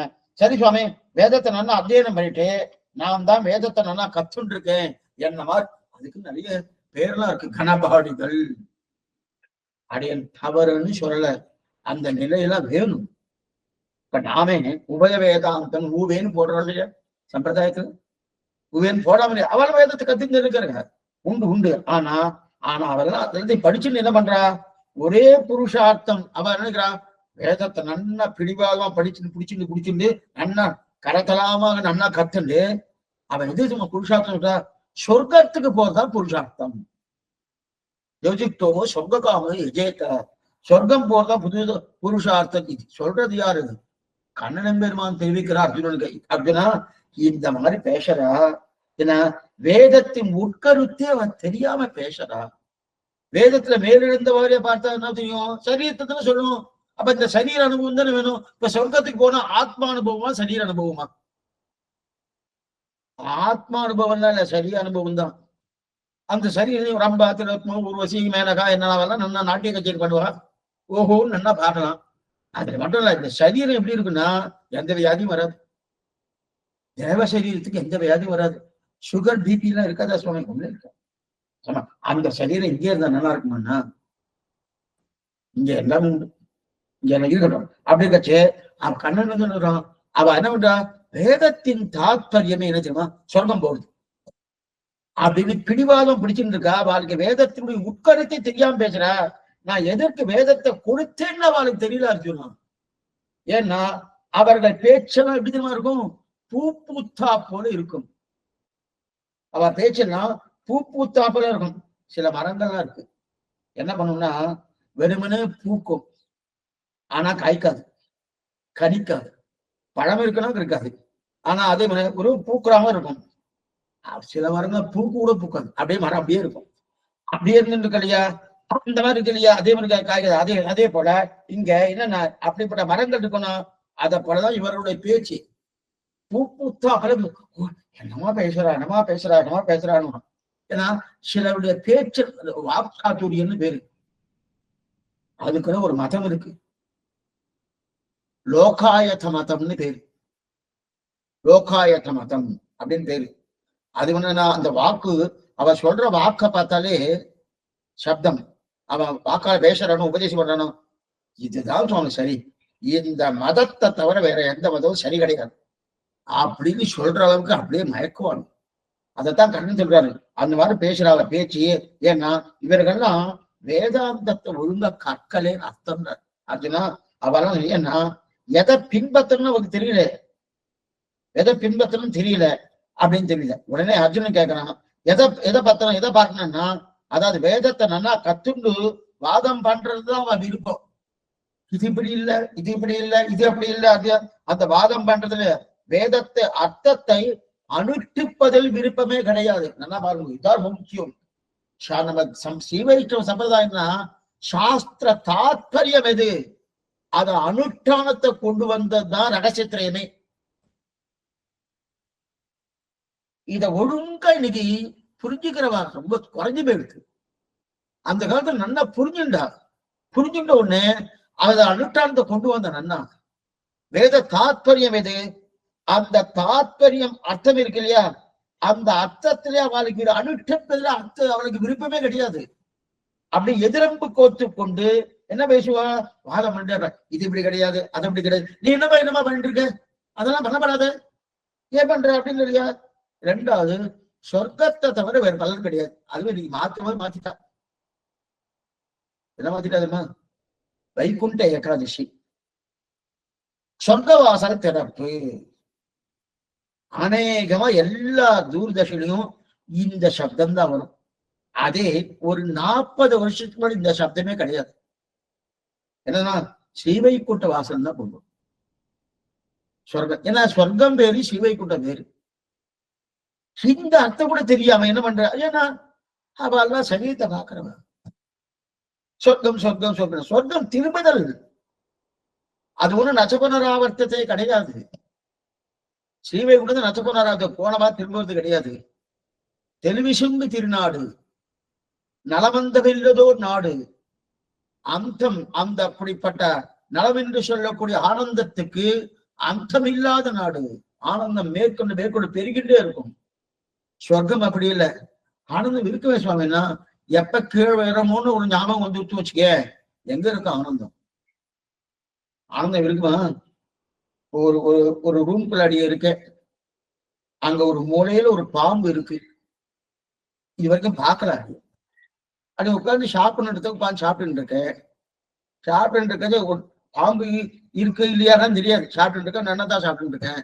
யாரோ ஒருத்தர் வந்தா, சுவாமி அங்க பாருங்க பாம்பு இருக்கு பாருங்க, சாப்பிடுமா? இல்ல சாப்பிடதான் ரசிக்குமா? எதா ரசிக்குமா? சுவாமி இதெல்லாம் வேண்டாம், நான் இங்கிருந்து கலவரத்தா பார்க்கணும் அப்படின்னு தானே பார்ப்போம். அதே போல இங்க இருந்து போய் அங்க போய் அனுபவிக்கணும் அனுபவிக்கணும் அனுபவிக்கணும் சொர்க்கத்துக்கு போயிட்டு யாரையோ புடிச்சு தள்ளிட்டே இருக்கா கீழே. என்ன சுவாமி அவரை புடிச்சு தள்ளிட்டு இருக்கு, என்ன விசாரம் கேட்டா, அவ புண்ணியம் முடிஞ்சுட்டு போயிட்டு இருக்கா. இப்ப என்னெல்லாம் தன்னமாட்டேன்னா, உன்னை இப்ப இல்ல அடுத்த வாரம். அப்ப எங்க அனுபவம்? அந்த அந்த அனுபவம் ரசிக்குமா? அப்ப எங்க இருக்கு அங்க ஆனந்தம்? ரெண்டாவது சரீரத்துக்கு, அது ஆத்ம சுரூபத்துக்கு உகந்ததுன்னா கிடையாது. ஆனா இதுதான் படிச்சுட்டு இருக்கா. சொர்க்கத்தை தவிர பலம் இல்லை. வெத்து பேச்சு பேசலாம், வெத்து பேசலாம். கண்ணனே இத சொன்னாரே, ஆனா இந்த ஆழ்வா இது கண்ணன் தான் அப்படி சொன்னா, ஆழ்வார் சொல்றியா? ஆகா, அதை மட்டும் பேசினா போறோம். சரி சுவாமி, எதற்காக ரஜோ குணத்தையும் தமோ குணத்தையும் இதெல்லாம் பேசணும்? கேள்வி அப்படின்னா வேணாமா சுவாமி? ரஜோகுணம் தமோ ஒரு இருந்தா தானே இந்த மாதிரியான ஒரு நிலையெல்லாம் வருது. சொர்க்கத்துக்கு போகணும், வேற சரீரத்துக்கு தேவையான ஐஸ்வர்யம் வேணும்னு அந்த சாத்விகனுக்கு மட்டும் தத்துவகுணம் இருக்கிறவாறு தான் வேதம். ரஜோகுணத்துக்கு ரஜோகுணக்காரர்களுக்கு வேதம் கிடையாது, தமோ குணக்காரருக்கு வேதம் கிடையாது சொல்லிருக்காங்கன்னா சொல்லக்கூடாது. ஏன்னா அவாறு வரணும். ரஜோகுணத்தோடு நம்முடைய இந்த இந்த இந்த நிலையில வரணும். இந்த சனாதன தர்மத்துக்குள்ள வரணும். வரணும்னா அவளுக்கு தகுந்தவா பேசிதான், இவாளுக்கு தகுந்த பேசிக்கணும். ஆனா ஆழ்வார்களோ ஐஸ்வர்யத்தையோ கைவல்யத்தையும் உபதேசம் பண்ணல. இதெல்லாம் சாஸ்திரத்தை இல்லையானா இருக்குது, ஆனா இவ சொல்ல மாட்டான். ஆனா ரிஷிகள் இதைத்தான் நிறைய உபதேசம் பண்ணுவோம். இதைத்தான் நிறைய, ஏன்னா அவளுக்கு இந்த வழக்குள்ள வரணும். இவருக்கு அது பிடிச்சிருக்கு சுவாமி, ஒண்ணுமே இல்லை. சில எக்ஸாம்பிள் எல்லாம் சொன்னாலே நம்மளாம் அற்புதம் இருக்கும். இன்னைக்கு தூர்தர்ஷன்ல ஒவ்வொரு அரை மணி நேரத்துக்கு எதையோ போடுறா இல்லையா, அத நிறைய பேர் சொல்லிட்டா, அதை பார்க்காதீங்க உங்க மனசு மாறும், அது நல்லது இல்லை நல்லது இல்லை நல்லது இல்லைன்னு சொல்லிட்டு இருக்கா. அதை போட்டுட்டு தானே இருக்கா. இல்ல எந்த அரசாங்கமாவது இந்த அரை மணி நேரத்துக்கு போடுற அந்த இதுவே நீங்க போடாதீங்க, எல்லாரும் இந்த மாதிரி கம்ப்ளைண்ட் பண்றா, ஏதாவது நடவடிக்கை எடுத்திருக்கா? இல்லையே. ஏன் சுவாமி எனக்கு பிடிச்சிருக்கு. அதே போல இல்லைன்னா இந்த இந்த வட்டத்தை தாண்டி விறகியா போயிடுவோம். அதே போலதானே. ஆனா அது என்ன சொல்றேன்னா, அதுக்கு போயிட்டு இதுக்கு வரணும், அதுக்கு போகவே வேண்டாம். ஆக ரிஷிகள் இதுதான் இருந்தாலும் அது உனக்கு என்ன, இது உனக்கு இல்லைன்ற கண்ணன் அர்ஜுன பாசுரா ரிஷிகள் உபதேசம் பண்ணா, ஆனா அர்ஜுனா அது உனக்கு கிடையாது. அப்ப நீ என்ன பண்ணணும்? என்னிடத்துல சரணம் பண்ணு. ஏன்னா நீ என்னிடத்துல வந்துட்டியான்னா அப்ப வேதத்துல என்னென்ன சொல்லியிருக்கோ அதெல்லாம் நான் காண்கிறேன். இதுதான் ஆழ்வார்கள் பார்த்தார். அவனுக்கென்று இருப்பதை மட்டும் சொல்லுவோம். அப்ப பகவானுக்கு என்ன இருக்கோ அதை காட்டணும். எதற்காக மற்ற உபதேசிக்கணும்? தேவையில்லையே. ஆக சாஸ்திரத்தில் சொல்லப்பட்டிருந்தாலும் ஐஸ்வர்யம் என்ன கைவல்யம் என்ன, இதை விட்டுடு என்றுதான் உபதேசிக்கிறார். இதை விட்டுடு அப்படின்னு தான் உபதேசிக்கிறார் அப்படின்னு தெரிவிக்கிறார். இப்ப இதுக்கு பார்ப்போம். ஆக உத்தம புருஷனாய் பிராப்தி நிட்ட வரை பிறருக்கு உபதேசம் இடத்தில் சாஸ்திர சித்தமான ஐஸ்வர்யம் தியாகம் என்று உபதேசிக்கிறதே இவ்வாழ்வார்கணம். சரி, இதுக்கு மேல அரும்பதத்துல ஒண்ணு எடுத்துக்க பாருங்க. நேற்றுக்கெல்லாம் அரும்பத விஷயம்னா நிறைய சொல்லிட்டேன், மறுபடியும் இன்னொரு தடவை சொன்னேன். அரும்பதம் இங்கே அது புஸ்தகம் இருந்தாதான் அது உங்களுக்கு தெரியும். அரும்பதத்துல என்ன எடுத்துக்க பாருங்க. அதாவது ஏடினிடம் அண்டக்குளம் என்கிற பாட்டுக்களையும் ஒரு நாயகம் முதலான திவ்ய சுக்திகளையும் நோக்கி வாசியை உபபாதிக்கிறார். வேத தாத்பரிய வித்தியாதி ஆழ்வார்களும் இவருக்குண்டான தன்னேற்றம் காட்டுகிறார். விலட்சணேத்தியாதி ததிய சேஷத்தளவிலே ததிய சேஷத்தை மாத்திரமே அப்படின்னா 7 நிலத்தில் அண்டக்குளம் ஒரு நாயகம் அப்படின்னா 3 பிரமாணத்தை எடுத்திருக்கார். முதலிய ஸ்ரீசுக்திகளே காணலான்றார். 7 நிலம் இப்ப நம்ம சமீபத்துல பார்த்துக்கோம். சமீபத்துலன்னா நல்லா ஆயிடுச்சு. திருப்பண்ணான பார்த்துக்கணும். 7 நிலத்தில் 20 முன்னம் அன்று எங்கள் இது யாருது? கைவல்யார்த்தி பாசுரம். கைவேலத்தின் முதல் பாசுரம். 7 நிலத்தில் 20 கொண்டு போய் மயான மூவில கொண்டு போய் சேர்க்கிறதுக்கு முன்னாடி எங்கள் குடாம் புகுந்து அப்பனா கைவல்யார்த்தி தெரிவிக்கிறார். அண்ட குலத்துக்கு அதிபதியாக அண்டாதி பதையே நமகா அசுர சத்ரவே நமகான்னு சொன்னடியா. திரட்ட ஐஸ்வர்ய காமன் அபூர்வ ஐஸ்வர்ய காமன். அப்பன்னா புதிதாக ஐஸ்வர்யத்தை விரும்புகிறவர்கள் ஏற்கனவே இருந்த ஐஸ்வர்யம் இழந்து போயிடுத்தணும். இழந்த ஐஸ்வர்யத்தை பெறுகிறார். அந்த 2 பேருக்கும் சொல்லப்பட்டிருக்கு. அண்ட குலத்துக்கு அதிபதியாக அசுராதனை இந்த குலத்தை இணைத்து கலந்து ஹிருடிகேசன் தனக்கும் தெரிவிக்கிறார் இல்லையா. ஆக ஐஸ்வர்யம் என்ன, கைவல்யம் என்ன, தியாஜ்யம். இது 2 திரும்ப கைவல்யம் தியாஜ்யம் 7 நிலம், ஐஸ்வர்யம் தியாஜ்யம் அண்ட குலம். அதற்கு மேல நம்மாழ்வார் இது 2 எடுத்தது திருப்பல்லாண்டு பெரியாழ்வார் பாசனம். அதுக்கு மேல நம்மாழ்வார் பாசனம் 4ஆம் 10 முதல் திருவாமணி. ஒரு நாயகமாய் ஓட உலகுடன் ஆண்டவர் கருணாய் கவர்ந்த காலர் சிதகிய பானையர் பெருநாடு காண இம்மையிலே பிச்சைதாம் கொள்வர் திருநாரணந்தார் காலம் பெற சிந்தித்துங்கன்னு ஐஸ்வர்ய கைவல்யாத்திகள் தியாகியம். தியாகியம் விட்டு அர்த்தம். தியாகியம் தியாகியம். ஒரு நாள் பெரிய என்ன நீ பெரிய ஐஸ்வர்யார்த்தியா இருக்கலாம், பெரிய பணக்காரன் கோட்டீஸ்வரன் அப்படிக்கலாம். ஆனா இன்னைக்கு கையில ஒண்ணும் இல்லை. கருணாய் கவர்ந்த காலர் சிதகிய பானையர். கருணாய் கவர்ந்த காலர் சிதகிய பானையர். ஒரு நாள் ஐஸ்வர்யா இருந்த விட இன்னைக்கு என்ன ஆயிடுத்து? பெரிய ராஜா வந்து சக்கரவர்த்தியா இருந்தது. இன்னைக்கு என்ன ஆயிடுத்து? எல்லாம் போயிடுத்து. கையில ஒண்ணும் கிடையாது. சாப்பிடறதுக்கு ஒண்ணும் இல்லை. எங்கேயா பகல்ல போனா என்ன ஆகுதுன்னா, இவர் ராஜாவாச்சே இந்த இப்ப பிக்ஷம் எடுக்கிறாரு, கேவலமா போயிடுமோ, அசிங்கமா போயிடுமோனோ. அதனால நம்ம பசிக்கிறது என்ன பண்ணலாம்? ராத்திரி வேலைன்னா யாருக்கும் தெரியாதுன்னு ராத்திரி வேலையில என்ன பண்றாரு? நேரம் அங்கிருந்து கிளம்பி நேரா ஒரு ஓட்டாஞ்சல் பாத்திரமா, நல்ல பாத்திரமா இருக்கல போனோம். இன்னைக்கு அலுமினியம் பாத்திரம் நிறைய வந்துருக்கு. அது கூட இல்லை, அந்த காலத்துல இல்லையே போட்டுருக்கு. அதுவும் அதுக்கு என்னென்ன பானையில தான் இருக்கும், மண் சட்டி தான் இருக்கும். அதுவும் ஓட்டாஞ்சல். அந்த ஓட்டாஞ்சல் எடுத்துட்டு ராத்திரி வேலை வந்து கருணாய் கவர்ந்த கால சிதகிய பானையர் அப்படி ராத்திரி வேலை வந்து பிக்ஷை எடுக்க வந்தார். பிக்ஷை எடுக்க வந்து அது இருட்டு, ஒரே இருட்டு. அந்த இருட்டுல அப்படியே நடந்து போச்சு. ஒரு கருப்பு நாய் அங்க உட்கார்ந்து தெரியல, ஏற்கனவே இருட்டு. அந்த நாயும் கொஞ்சம் வெளுப்பாவே இருந்தா பரவாயில்ல, அதுவோ கருப்பு தெரியல. தெரியாதபடியா என்ன பண்ணாரு? அந்த கருப்பு நாய் மிதிச்சிட்டார். கருப்பு நாயை மிதிச்சிட்டார். மிதிச்ச உடனே அது வள்ளுன்னு பிடிச்சு. கருணாய் கவர்ந்த காலர் சிதகைய பானையர். வள்ளுன்னு பிடிச்சிருந்து. இது வள்ளுன்னு பிடிச்ச உடனே என்ன இதுல எதுக்கு சொல்ல வருதுன்னா, பிடிச்ச உடனே என்ன எடுத்து எதுக்கு சொன்ன? அப்ப ஐஸ்வர்யம் என்ன, கைவல்யம் என்ன, 2மே அதுல கண் வைக்காது, ஆசை வைக்காது. கருணாகம் இதுதான் ஆழ்வாரே தெரிவிக்க. கொள்ளென்று கிளந்தெழுந்த பெருஞ்செல்வம் நெருப்பாக கொள்ளென்று தமமூடும் இவையென்ன உலகியற்கை. ஆழ்வார் தெரிவிக்கிறார். பெருஞ்செல்வம் நெருப்புன்னு விளையாட்டா சொல்ற, ஞாபகம் வந்தபடியாக சொல்றேன். இன்னைக்கெல்லாம் சம்பாவனை கொடுக்குறாங்கன்னு சுவாமிகள்லாம் போனா சம்பாவனை கொடுக்குறாங்க. சம்பாவனை கொடுத்தா அது பையில எடுத்து போட்டுப்பா, அதுக்குன்னு பர்சனலா வச்சுட்டு இருக்கா. சில பேர் கை பை வச்சிருவா, கை பையில போட்டுருவா. அந்த காலத்துல என்ன பண்ணுவாருன்னா, அவெல்லாம் பஞ்சகத்தின கட்டுவா. பஞ்சகத்துல வச்சு சுருட்டிடுவா. இந்த முதுகு கீழே இருக்கு இல்லையா, அதுக்குள்ள வச்சு இப்படி சுருட்டுவா. சுருட்டு குடித்துடுவா. ஒரு சுவாமி சொன்னார், சுவாமி ஆழ்வார்பாட்டு தெரியுமா தெரியாதான்னார். என்ன நான் சம்பாவனை வச்சுட்டு சொல்றேன், வைக்கிறதுக்கு முன்னாடி இதை கேளுங்க போட்டு. என்னன்னு அங்க வச்சா சுடு சுவாமி, வைக்காதீங்கன்னு. பணத்தை அங்க வச்சா சுடுமா? ஆமா, ஆழ்வார் பாட்டு இருக்கேன்னாரு. கொள்ளென்று கிளந்தெழுந்த பெருஞ்செல்வம் நெருப்பு. செல்வமே நெருப்புன்னு சொல்லியிருக்காரு. அந்த செல்வத்தை கொண்டு போய் அங்க வைக்கிறேன். விட்டுவாள நெருப்புன்னு யாரா விடுறாளா? இல்லையே, ஒருத்தராது விடுறாளா தான் தெரிவிக்கிறாரு. சொல்லென்று கிளந்தெழுந்த பெருஞ்செல்வம் நெருப்பாக கொள்ளென்று தமமூடும் இவை என்ன உலகியற்கை. அது மாதிரி சொன்னாவில் வாழ்பரவில் சோறு கூரைக்காக மன்னாத மானிடரை வாழ்த்துதலா என்னாகும். அந்த மணிவண்ணனை பத்துங்கோல், மற்றது வேண்டாம் வேண்டான்னு உபதேசிக்கிறார். 4ஆம் 10 முதல் திருவாழ்வையில, 3ஆம் 10 9ஆம் திருவாழ்வையில. எது சொல்வதுன்னா, ஆக ரிஷிகளை விட ஆழ்வார்களுக்கு ஏற்றம்.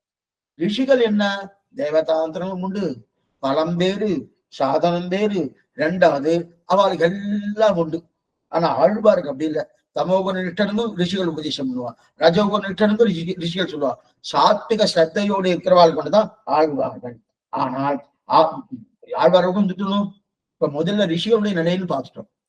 ரிஷிகள் சாஸ்திர வஸ்ததையோடு அப்படின்னா சாஸ்திரத்தின்படி இருப்பா. சாஸ்திரம் என்ன சொல்லிச்சோ அதன் பிரகாரம் இருப்பா. அந்த சாஸ்திர தாத்பரியமாக இருக்கக்கூடிய அதன்படி இருப்பவர்கள் ஆழ்வார்கள். இது வரைக்கும் பார்த்துட்டோம். இதற்கு மேல என்ன சொன்னார்? இவ்வாழ்வார்களுக்கும் மதுரகவி ஆழ்வார்க்கும் நெடுவாசி உண்டு. இப்ப அடுத்து இருக்கிறார். ஆனால் அந்த ஆழ்வாருடைய மதுரகவிகளுக்கு நெடுவாசி உண்டு.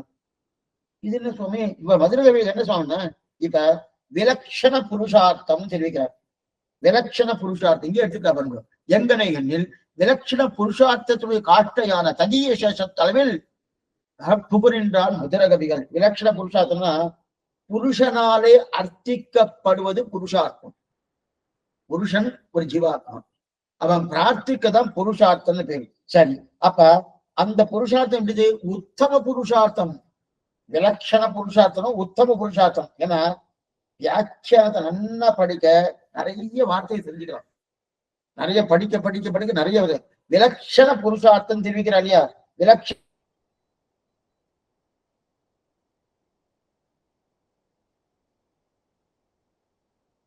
மிகச் சிறப்பான புருஷார்த்தம், அதுதான் விலட்சண புருஷார்த்தம். அப்படின்னா பகவத் பிராப்தி, பகவான அடைதல். அப்ப இது எங்க சுவாமி? இதுதான் எல்லை பூமி, சீமா பூமி. சீமா அதாவது பகவானை அடைவது எல்லை எதுன்னா, சரி சுவாமி பகவான் அடையணும், அதுவே கடைசி இல்லையே. பகவான பகவத் பிராப்தி உண்டு. அது என்னது? விலட்சண புருஷார்த்தம். அந்த விலட்சண புருஷார்த்தத்திலே காட்டா பூமி, சீமா பூமி. அது என்ன சுவாமி? அதுதான் ததிய சேஷத்துவம் பேரு. தச்சேஷத்துவம், ததிய சேஷத்துவம். இனிமே கொஞ்சம் ஜாகிரதை கேட்கணும். தச்சேஷத்துவம்னா பகவானுக்கு அடிமை, ததிய சேஷத்துவம்னா பாகவதாளுக்கு அடிமை. இப்ப தச்சேஷத்துவம் பகவானுக்கு அடிமை, ததிய சேஷத்துவம் அவருடைய அடியாறுகளுக்கு அடிமை. அவருடைய அடியாறுகளுக்கு அடிமை இருக்கு இல்லையா? அப்ப ததியர்கள் என்றாலே யாரு? ததியர்கள் என்ன? பகவானுடைய அடியார்கள். ததியர்கள் யாரோ பார்க்க வேண்டாம். ததியாராதனை சொல்றோம்னு அதுக்கு உண்மையான அர்த்தம் என்ன தெரியுமா? ததியாராதனை இந்த பெருமாளுக்கு கிடையாது. எல்லாம் பாகவதாளுக்கு தான், எல்லாம் ஸ்ரீ வைஷ்ணவாளுக்கு தான். அப்பே ததியாராதனை சொல்லணும்னா தத்துவன்னு பகவானுக்கு பேரு, பகவான் தத்துவன்னு பேரு. அந்த தத்துவான பகவானை ஆராதிப்பவர்கள் ததியர்கள். அந்த ததியர்களை ஆராதிப்பது ததியாராதனை. ததியாராதனை நினைச்சுட்டு சாப்பாடு சுவாமி நல்லா சாப்பிடும், ததியாராதனை ஆயிடுத்தா சுவாமின்னு கேட்கிறார். சொல்லலாம், ஒன்றும் தவறு இல்லை. ஆனா உண்மையான அர்த்தம் என்னன்னா, ததியர்களாக இருக்கக்கூடிய ஸ்ரீ வைஷ்ணவர்கள், பகவானுடைய பக்தர்கள், அந்த பக்தர்களை ஆராதிப்பதுதான் ததியாராதனை.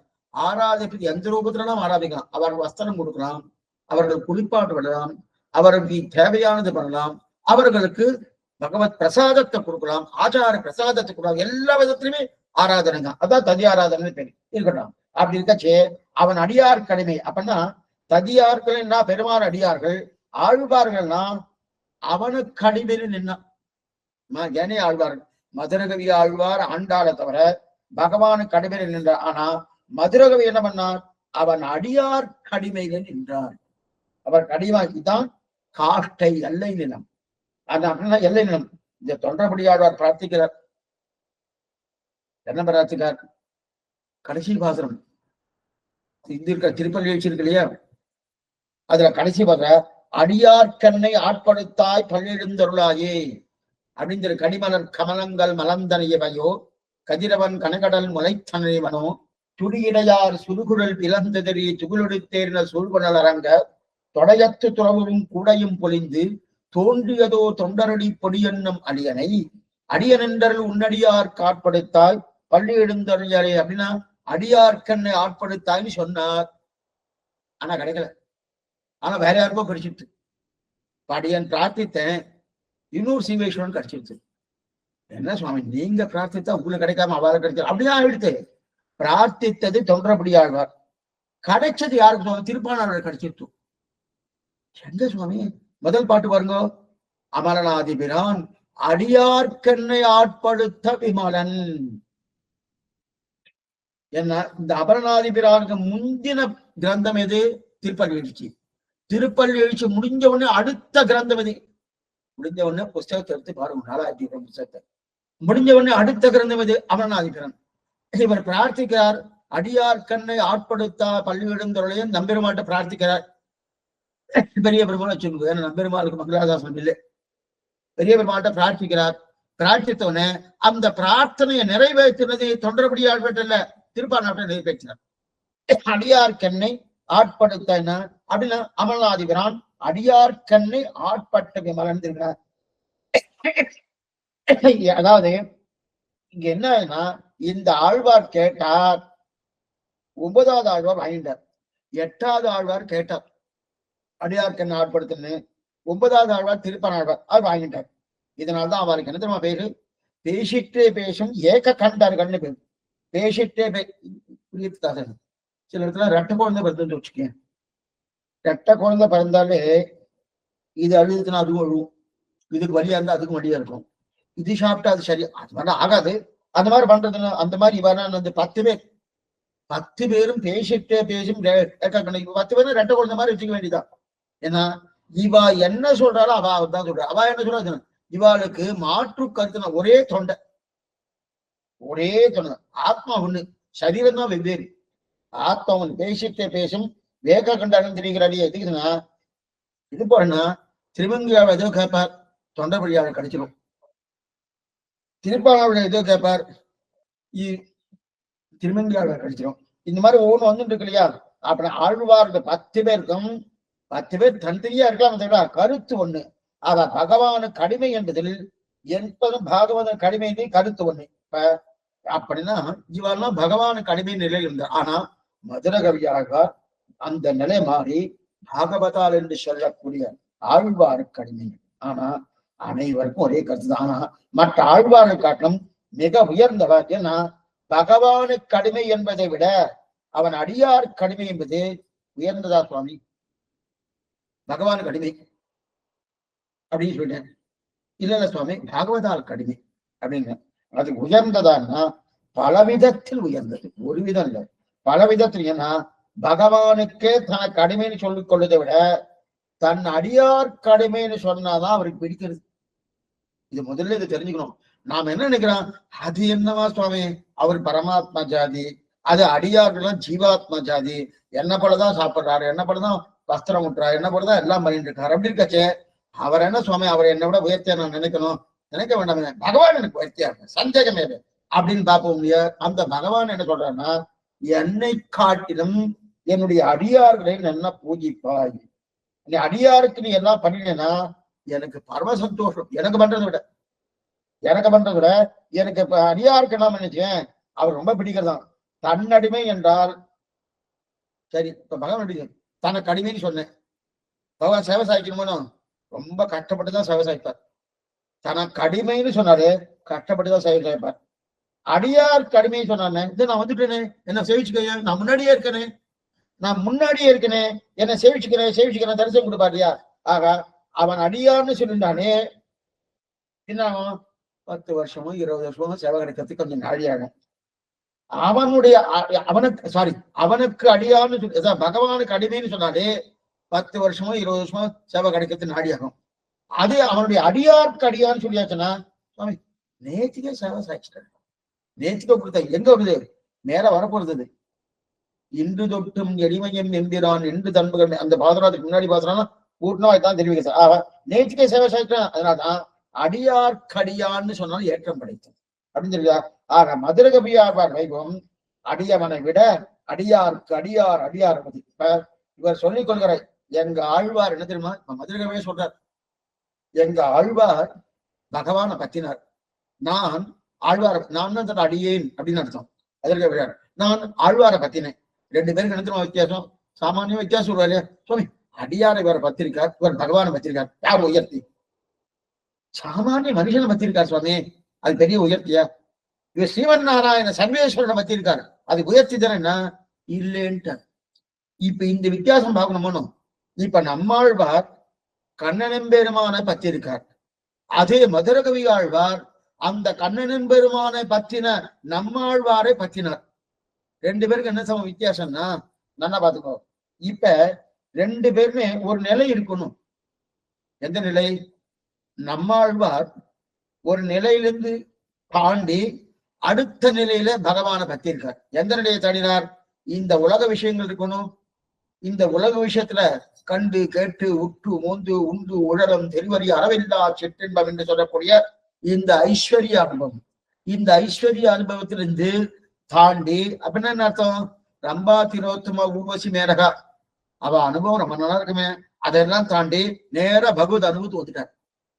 அதெல்லாம் வேண்டாம், இனிமே வேண்டாம், இதுக்கு ஐஸ்வர்யம் வேண்டாம், கைவரியம் வேண்டாம் சொல்லிட்டு நேர பகவான்கிட்ட வந்தார். அப்ப ரம்பா திரோத்துவ ஊர்வசிங்கிற படிக்கட்டை தாண்டி அடுத்த படிக்கட்டா இருக்கக்கூடிய கண்ணனம்பெருமானுங்கிற படிக்கட்டுக்கு வந்துட்டார் நம்மாழ்வார். இது ஒரு நிலை அப்படியே வச்சுக்கணும். அடுத்து மதுரகவியாளர் எதை தாண்டி வந்தார்? அவரு ரொம்ப திருவத்துவம் தாண்டி இருப்பாரணும், ஆமா தாண்டினார். அதுக்கப்புறம் கண்ணனம்பெருமான் இருக்கிற அவரையும் தாண்டிட்டார். கண்ணனம்பெருமான் அடுத்த படிக்கட்டு அவரையும் தாண்டினார். தாண்டி அதுக்கு அடுத்த படிக்கட்டா இருக்கக்கூடிய நம்மாழ்வார் திருவடிக்கு வந்துட்டார். என்ன வரணும்? இப்ப மதுரகவி ஆழ்வார் ரெண்டு படிக்கட்டை தாண்டி நம்மாழ்வார் திருவடி கொண்டிருக்கார். அந்த ரெண்டு படிக்கட்டு என்ன? முதல் படிக்கட்டு ரம்பா திரோத்தமை, இரண்டாவது படிக்கட்டு கண்ணனம்பெருமான், மூணாவது படிக்கட்டு நம்மாழ்வார். அந்த நம்மாழ்வார் திருவடிக்கு மதுரகவி வந்துட்டார். அதே நம்மாழ்வார் இரண்டாவது படிக்கட்டுக்கு வந்துட்டார். மூணாவது படிக்கட்டு அவர் போகல, இரண்டாவது படிக்கட்டா இருக்காரு. அப்ப முதல் படிக்கட்டுல யாரை விட்டார்? ரம்பா திரோத்தமி ஊர்வசி மேனகாய் வாழ விட்டுட்டு கண்ணனம்பெருமான் திருவடியை பத்தினார். நீங்க என்ன சொல்ல வரேன்னா, இவா ரெண்டு பேரும் அந்த படிக்கட்டு நடுவு விழுந்தான்னு வச்சுக்கோ. இவா ரெண்டு பேரும் அந்தந்த படிக்கட்டு ஏறச்சே நழுவித்து சுவாமி அடுத்த படிக்கட்டுல போய் விழுந்துட்டேன் அப்படின்னு சொல்றோம். இப்ப ரெண்டு பேரும் விழப்போறது கிடையாது, சுமாரா ஒரு எக்ஸாம்பிள், ஒரு திட்டாந்தத்துக்காக சொல்றேன். அப்ப அங்கிருந்து அவன் விழுந்துட்டா வச்சுக்கேன். இவர் மதுரகவி ஆழ்வார் விழுந்தா மூணாவது படிக்கட்டுல இருக்கார், அவர் இரண்டாவது படிக்கட்டுக்கு வந்துவார். நம்மாழ்வார் இரண்டாவது படிக்கட்டுல இருக்கார், அவர் விழுந்தா முதல் படிக்கட்டுக்கு வந்துவார். என்ன சுவாமின்னா, மதுரகவி ஆழ்வார் விழுந்தா கண்ணனம்பெருமான் திருவடியில வந்து விடுவார். அதே நம்மாழ்வார் இருந்தா எங்க போறாரு? ரம்பா திரத்து ஊர்வசி அவ அட்ட போறார். சுவாமி இது தேவையா? தேவையா? இப்ப பாருங்க, மதுரகவியின் நிலை வந்து மேம்பட்டதா, நம்மாழ்வார் நிலை மேம்பட்டதா? எக்ஸாம்பிள் தான். அதுக்காக ஓ அப்பனா மதுரகவிதான் உயர்த்தி போட்டிருக்கு அப்படின்னு உயர்த்திதான். ஏன்னா ஆச்சார அபிமானத்துக்கு சமானமா மற்றவங்க கிடையாது. இது சொல்றவனா அது தெரியாதையே தெரியும் சொன்ன. ஆக அப்படிப்பட்ட விஷயம். ஆக பகவானுக்கு அடிமையாக இருப்பதை விட ததியர்களுக்கு அடிமையாக இருக்கும். அப்ப நம்மாழ்வாரை விட ஒரு படி மேல போயிட்டார். சரி சுவாமி, இந்த மாதிரி சொல்லலாமா? ஆச்சாரனோட மேலும் மேலும் சொல்லலாமா? அந்த மாதிரி பண்ணலாமா? அந்த மாதிரி பண்ணலாமான்னா ஆழ்வாருடைய பாசனமே அப்படிதான் சொல்றது. ஆழ்வார் பாசனம் இருக்கு இல்லையா? முதல்ல என்ன பண்ணார்? திருவருத்தம், அடுத்து திருவாசகம், அடுத்து பெரிய திருவந்தாதி, அடுத்து திருவாமி. 4 திவ்ய பிரபந்தங்கள் 4 வேத சாரமாக அனுகிரகித்தார் சுவாமி நம்மாழ்வார். அதை திருவிருத்தத்தில் என்ன சொன்னார்? திருவிருத்தம் 100 பாசனம். பொய் நின்ற ஞானமும் பொல்லாவொழுக்கம் அழுக்குடம்பும் இன்னின்ற நீமை இனியாமுராமை உயிரளிப்பான் எண்ணின்ற யோனியுமாய் பிறந்தார் இவையோர் தலைவா மெய் நின்று கேட்டருவார் அடியேன் செய்யும் விண்ணப்பவனு முடிச்சார். அது முடிஞ்சது. அதுக்கப்புறம் திருவாசகம் 7 பாசனம், அந்த 7 பாசனம் முடிச்சார். அதுக்கப்புறம் பெரிய திருவந்தாதி 87 பாசனம், அந்த 87 பாசனம் முடிச்சார். அதுக்கப்புறம் திருவாய்மொழி 8ஆம் 10 10ஆம் திருவாய்மொழிக்கு வந்து 800 பாசனம் ஆயிடுச்சு. ஆன உடனே அந்த 8ஆம் 10 10ஆம் திருவாய் என்ன தெரியுமா? நெடுமார் கடுமை செய்வேன் போல் அவனை கருத வஞ்சித்து தடுமார் தட்டதீக்கதிகள் முற்றும் தவிர்ந்து சதர் நினைந்தால் கொடுமா வினையேன் அவன் அடியார் அடியே கூடும் இதுவல்லால் விடுமார் என்பதன் தந்தோ வியன் மூலகு பெருமே அப்படின்னு தெரிவிக்கிறார். இப்ப என்ன ஆயிடுச்சுன்னா, தனிமா தெய்வ தவிரடிக்கு புகுதரன்று அடிக்கிறார். பகவான் திருவடிகளுக்கு ஆளாக ஆவதை விட அவனுடைய அடியாருடைய திருவடிக்கு ஆளாகணும். இதை நான் மறந்துட்டேனே ரொம்ப நாளான்றார். இப்ப யார் சொல்றது? நம்மாழ்வார். பெரிய வின பண்ணிட்டேன். நெடுமார் கடிமை செய்வேன் போல் அவனை கருத வஞ்சித்து தடுமாற்றீக்கதிகள் முட்டும் தவிர்ந்து சதன் நினைந்தால் கொடுமா வினையேன். நான் நிறைய வின பண்ணியிருக்கேன் போட்டு சுவாமி. அதனால்தான் பாகவதால பத்தியே பாடவே இல்லை. நிறைய வின பண்ணியிருக்கேன் போட்டுருக்கு, பாகவதால பத்தி பாடவே இல்லையா? கொடுமா வினையேன். பகவான பாடியிருக்காரு. இப்ப நமக்கு என்ன தோணும்? பகவான பாடியிருக்காரு இல்லையா? இந்த கொடுமா வினைங்கிற சப்தம் எங்க போய் சேர்க்கலாம்? பகவான பாடினது கொடுமா வினையா? பாகவதால பாடலையே. சொல்றதே நம்மாழ்வார், வேற யாரும் இல்ல.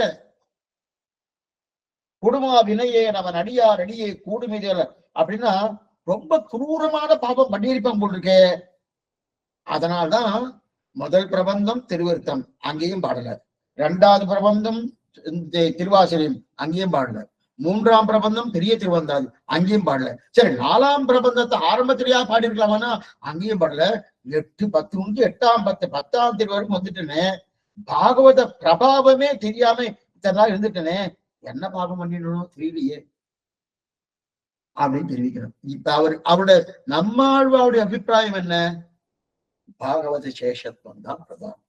சரி, அப்படின்னா இந்த இடத்துல திருவாய்மொழி 1102 பாசுரங்கள், 100 திருவாய்மொழி. இந்த 100 திருவாய்மொழி இருக்கு இல்லையா? இந்த 100 திருவாய்மொழியுடைய சாராம்சம் எது? சாராம்சம் எது?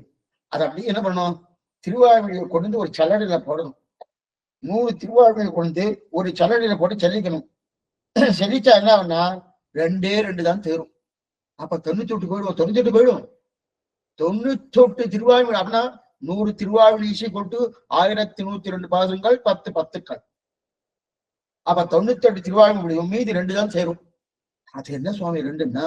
3ஆம் 10 7ஆம் திருவாய்மொழி, 8ஆம் 10 10ஆம் திருவாய்மொழி.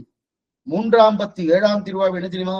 பயிலும் சுடரளி மூர்த்தியை பங்கய கண்ணனை பயிலையில் எனம் பார்க்கடல் சேர்ந்த பரவனை பயிலும் திருவடையார் எவரேலும் அவர்கண்டீர் பயிலும் பிறப்படதோடு நம்மை ஆளும் பரமரே. இது 3 7. அதுக்கப்புறம் 8 10 இப்பதான் சேவிச்சுவேன். எடுவார் கடுமை செய்வார். இதன அந்த அவர்கள் யாரு? பயிலும் திருவடை மூர்த்தியை பங்கு அவாதான் எனக்கு சுவாமின்ற. யார் சுவாமி? பாகவதால் தான் எனக்கு சுவாமி. குலந்தாங்க சாதிகள் நாளிலும் கீழிருந்து எத்தனை நலந்தான் இல்லாத சண்டாளர்களாக இங்கதான் இருக்கு. சண்டால குலத்துல பிறந்திருந்தாலும் மணிவண்ணர் காலன்றி உள்கலந்தார். மணிவண்ணனுக்கு அவன் ஆட்பட்டான் என்றால் அடியார் தம்மடியார் எம்மடிகளே, நான் அவனுக்கு அடிமை. சொல்றது யாரு? பிரபன்ன ஜன கூட்டஸ்தன் ஸ்ரீவைஷ்ணவன் லட்சணம்னா இதுதான். என்னவோ இவா உயர்த்தி அவா உயர்த்தி அவா உயர்த்தி. யார் உயர்த்தி? பாகவத சேஷத்துல யார் இருக்காளோ அவதான் உயர்த்தி, வேற யாரும் கிடையாது. அதை விட்டு இல்ல இங்க வந்திருக்கா சுவாமி, இந்த குளத்துல பிறந்திருக்கா இவா உயர்த்தி, அந்த குலம் உயர்த்தியான குலம். என்ன இருக்கு? எங்க பகவான் மாதிரி சொல்லியிருக்காரு. எங்கேயா இருக்கார்? எங்கேயா இருக்கார்? திருக்கச்சனமுடைய பிரசாதத்தை வேணும் பிரார்த்திக்கிறார் சுவாமி எம்பெருமானார் வைதிகோத்தமர்.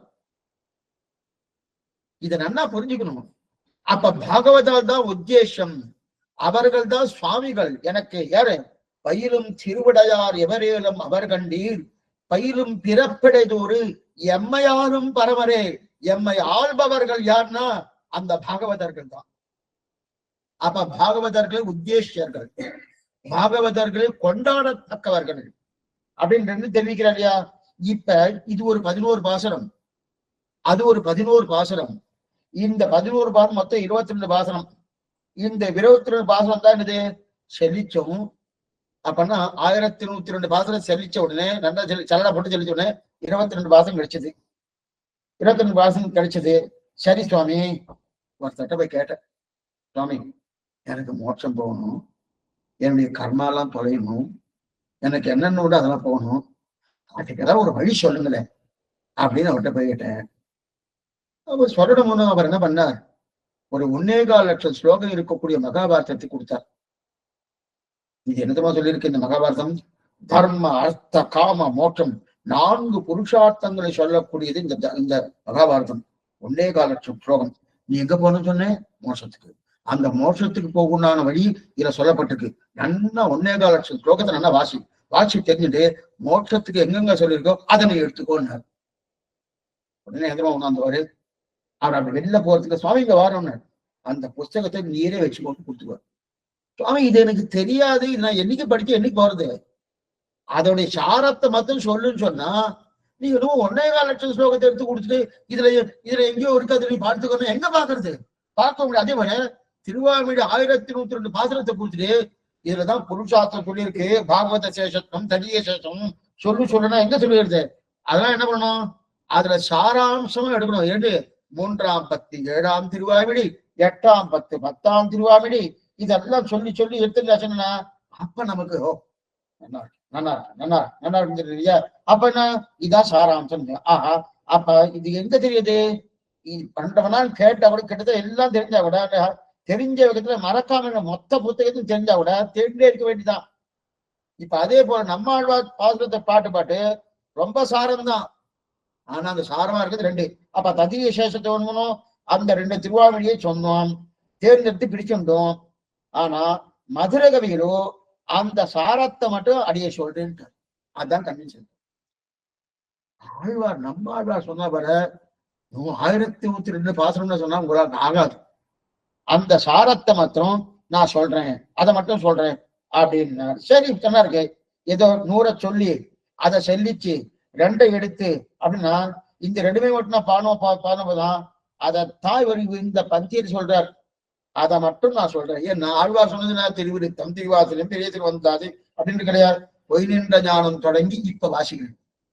இப்ப இது இவருக்கு இவ்வேற்றம் வந்தது எப்படி எங்கனில் ஆழ்வார் பொய் நின்ற ஞானம் வியாக்கியானம் வாசிக்கிறேன். பொய் நின்ற ஞானம் தொடங்கி அபாவற்று வீடு பெற்ற எண்ணவளவும் சொல்ல அனுபவித்த விடத்தில் ஆழ்வார் தமக்கு புருஷார்த்த காட்டையாக அபிமதமான ததிய சேஷத்தை பற்றினார். ஆச்சாரிய ருசி பரிகிரீதமான அர்த்தமே சாத்விகர்க்கு பரிகிராக்கியம் என்னுமிடம் மகா பாரத சாரமான ஸ்ரீ சகஸ்ரநாம அத்தியாயத்தை சொல்லிட்டு நேரம் இதுக்கு ஒரு எக்ஸாம்பிள் எடுக்கிறார். இப்ப ஆழ்வார் பாசனம் பொய் நின்ற ஞானம் தொடங்கி அவாவற்று வீடு பெற்ற குருபூஷணகோபனருக்கு சொல்லியிருக்கார். அதெல்லாம் ஒரே அனுபவம். ஆனா இதத்தனை தன்னால் ஆந்தனை அனுபவிச்சார். புருஷார்த்தம் பகவான் ஆழ்வார் பாடினார். எங்கிருந்து திருவிருத்தம் தொடங்கி திருவாய்மொழி பரியந்த போயிட்டார். எத்தனை வேகம், கிட்டு அந்த ஓடின வேகத்துல சட்டுன்னு நம்ம என்ன பண்ணோம், நம்மாழ்வார் நிறுத்தணும். சுவாமி நீங்க இவருக்கு போயிட்டே இருக்க, திருவிருத்தம் என்ன திருவாசனம் என்ன பெரிய திருவந்தாதுன்னா திருவாய் போயிட்டே இருக்க நம்ம நிறுத்தி ஆழ்வாருக்கு கிட்ட போய் கேட்டோம். சுவாமி அடியே எனக்கு ஒரு சந்தேகம். ஆழ்வார்கிட்ட போயிட்டோம். ஆழ்வார் என்ன சந்தேகம் கேட்கிறார். ஒண்ணுமில்ல, புருஷார்த்தம் புருஷார்த்தத்துடைய காட்ட எது தேவனீர் சொல்லலையே, புருஷார்த்த காட்ட எதுன்னு சொல்லலையே. புருஷார்த்தத்துக்கு என்னங்க சீமா பூமி எல்லை நிலம், அந்த புருஷார்த்த காட்ட எது தேவரை சொல்லலையே. திடீர்னு எங்க இந்த உடனே ஆழ்வார் கேட்கிறாரு, எங்க இருந்து அந்த கேள்வி திடீர்னு வந்தது, புருஷார்த்த காட்ட தெரியுமோ அப்படின்னு எங்க இருக்கு அது சொல்லலையேன்னு ஆழ்வார் உடனே நம்ம கிட்டக்க கூப்பிட்டார். கிட்டக்க வாங்க, உனக்கு மட்டும் ரகசியமா சொல்றேன். ஆழ்வார் சொல்றேன், உனக்கு மட்டும் ரகசியமா சொல்றேன், ஊர்ல போய் சொல்லாத. புருஷார்த்த காட்ட என்ன தெரியுமா? என்ன சுவாமி? ததிய சேஷித்தம். நம்மாழ்வார் தாஸ் சொல்றார். ஆனா 1000 பாசனங்களை பூர்த்தியா பகவான் தான் புருஷார்த்தன்றார். ஆனா புருஷார்த்த காட்டை அதாவது எல்லை நிலம் அப்படின்னு சொல்றாரு. ததிய சேஷத்தன்னு தனியா கூப்பிட்டு இங்க வெளியில போய் சொல்லாத அப்படின்னு தனியா சொல்றாரு. அதனால்தான் உம்முடைய அபிப்பிராயமாக அடியேன் தேவரீரின் பாசுரத்தை பார்த்துட்டு கிருஷ்ணானுபவம் தான் நினைச்சேனேன்னு கேட்க நல்லா பாருங்க. நாம கேட்டோம், என்ன அழகு நீ பாசுரம் முழுக்க கிருஷ்ணானுபவம் எத்தனை பேரு கிருஷ்ண கிருஷ்ணா தத்துவம்னு பேரு. எங்கெங்க எத்தனை அனுபவத்தின கடல் ஞானம் செய்தேனும் யானை என்னும் கடல் ஞானம் ஆவேனும் யானை என்னும் எங்கெங்கெல்லாம் என்னென்னலாம் பேசியிருக்கேன்.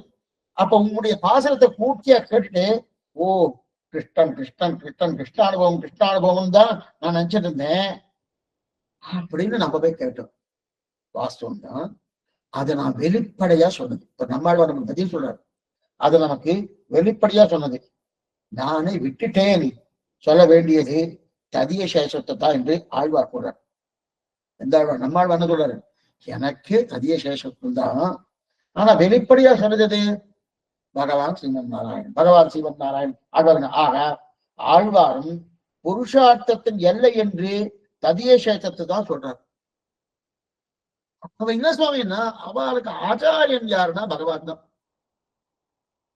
இது நம்ம பெரிய சந்தேகம் வர்றதில்லை. அப்பனா ஆழ்வார்கள் எல்லாமே ததிய சேஷத்துல நிக்கலாமே சுவாமி.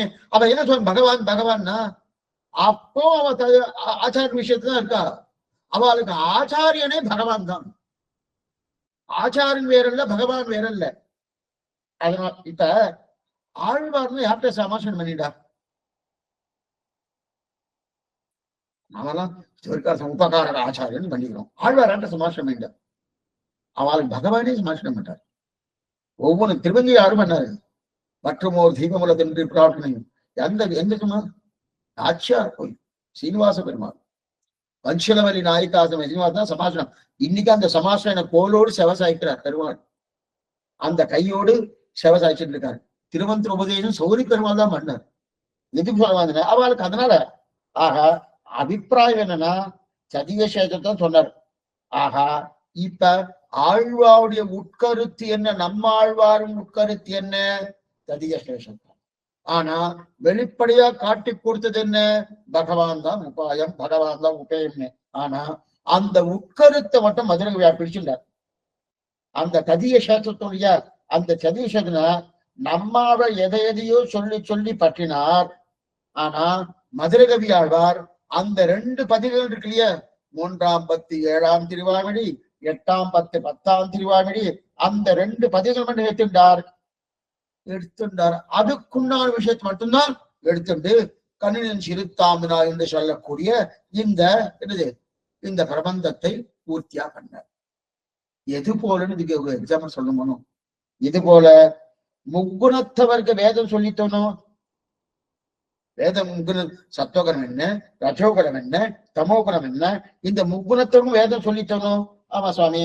ஆனா முக்குணத்தவருக்கு வேதம் சொல்லியிருந்தோட சத்துவகுணத்தை மட்டும் பிடிச்சுக்கோன்னு கண்ணன் சொன்னான்னு பார்த்து போகணும். அர்ஜுனா நீ முக்குணத்தவருக்கு வேதம் சொன்னபடியாலே அதெல்லாம் பிடிக்காத, சத்துவகுணத்தை படிச்சு பிடிச்சுக்கோன்னு கண்ணன் சொன்னானோ அதையும் இங்க கொள்ள வேண்டியது அப்படின்னு அர்த்தம். இங்க நம்மாழ்வார் திருவாய்மொழி முழுக்க சொல்லியிருந்தாலும் அது என்ன பண்ணோம்?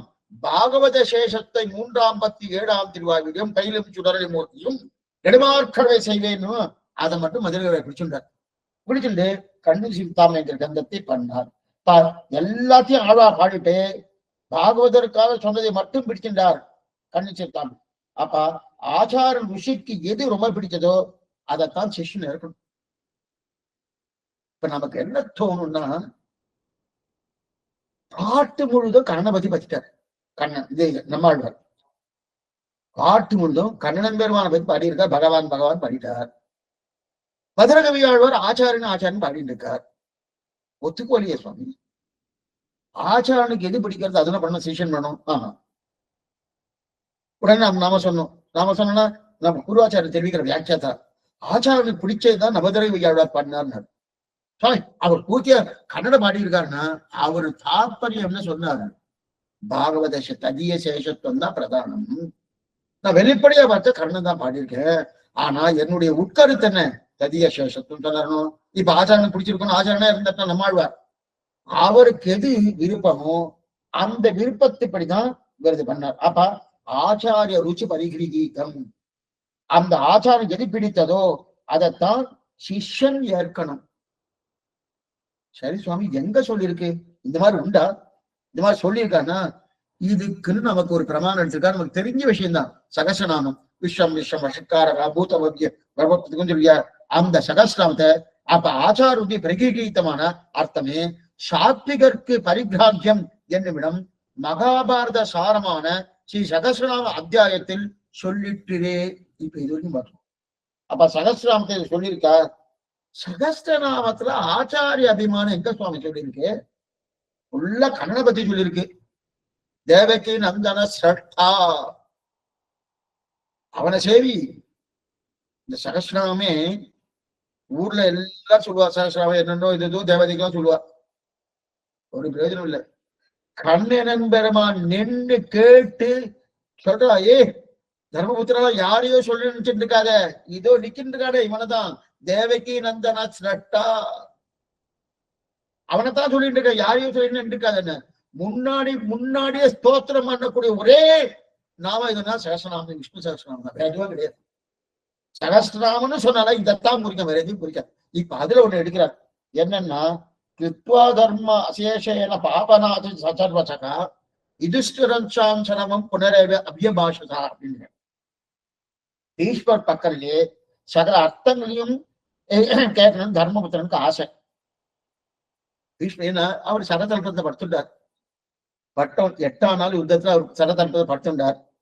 பீஷ்மர்கிட்ட போய் கண்ணன் தான் சொல்றோம், தர்மபுத்திரா போய் என்னென்ன தர்ம சந்தேகங்களும் போய் கேட்டுக்கொண்டு, இத்தனை 700 ஸ்லோகம் சொன்னேன்னா நாம சொல்றதுலாம் பிரயோஜனம் இல்லை, அடியார்கள் சொல்றது கேளு. நேர விருதுன்னு போனா நான் ஒண்ணும் இல்லை, கேட்ட கேள்வி ஒண்ணு மிச்சமே வைக்காம தர்மங்கள்லாம் கேட்கிறான். யுதிஷ்டிரஸ்தான் சனவம் புனரேவ அபியபாஷதா சந்தனு யுதிஷ்டிரஸ்தான் ஸ்தனவம். சந்தனு என்ற பெயர் சந்தனு பெற்ற செல்வம் தான் பீஷ்மர், சந்தனு மகாராஜா. அந்த சந்தனு மகாராஜன புத்திரன் தான் பீஷ்மர்.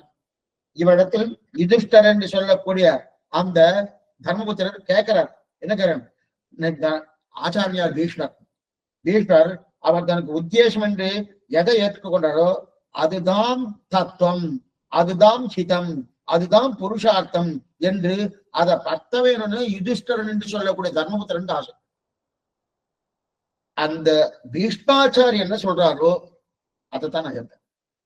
பீஷ்மனுடைய வார்த்தை என்னவோ அந்த வார்த்தையை தோண, அப்பா பீஷ்மனுடைய வார்த்தை தான் அடியேனுக்கு ஹிதம், பீஷ்மனுடைய வார்த்தை தான் அடியேனுக்கு புருஷார்த்தம், பீஷ்மனுடைய வார்த்தை தான் அடியேனுக்கு தத்துவம் அப்படின்னு தெரிஞ்சிட்டார். இப்ப அவர் சொல்றார், என்ன சொல்றாரு, சொல்லிட்டே இருக்காரு. கௌதமர் இப்படி சொன்னார், பீஷ்மாச்சாரிய சொன்னோம், கௌதமர் இப்படி சொன்னார், கௌதம ரிஷி இப்படி சொன்னார், போதாயன ரிஷி இப்படி சொன்னார், மனு இப்படி சொன்னார். அப்ப என்னென்ன ரிஷிகள் என்னென்ன இருக்கோ அதெல்லாம் உபதேசம் பண்ணிட்டே இருக்கார் பீஷ்மர்.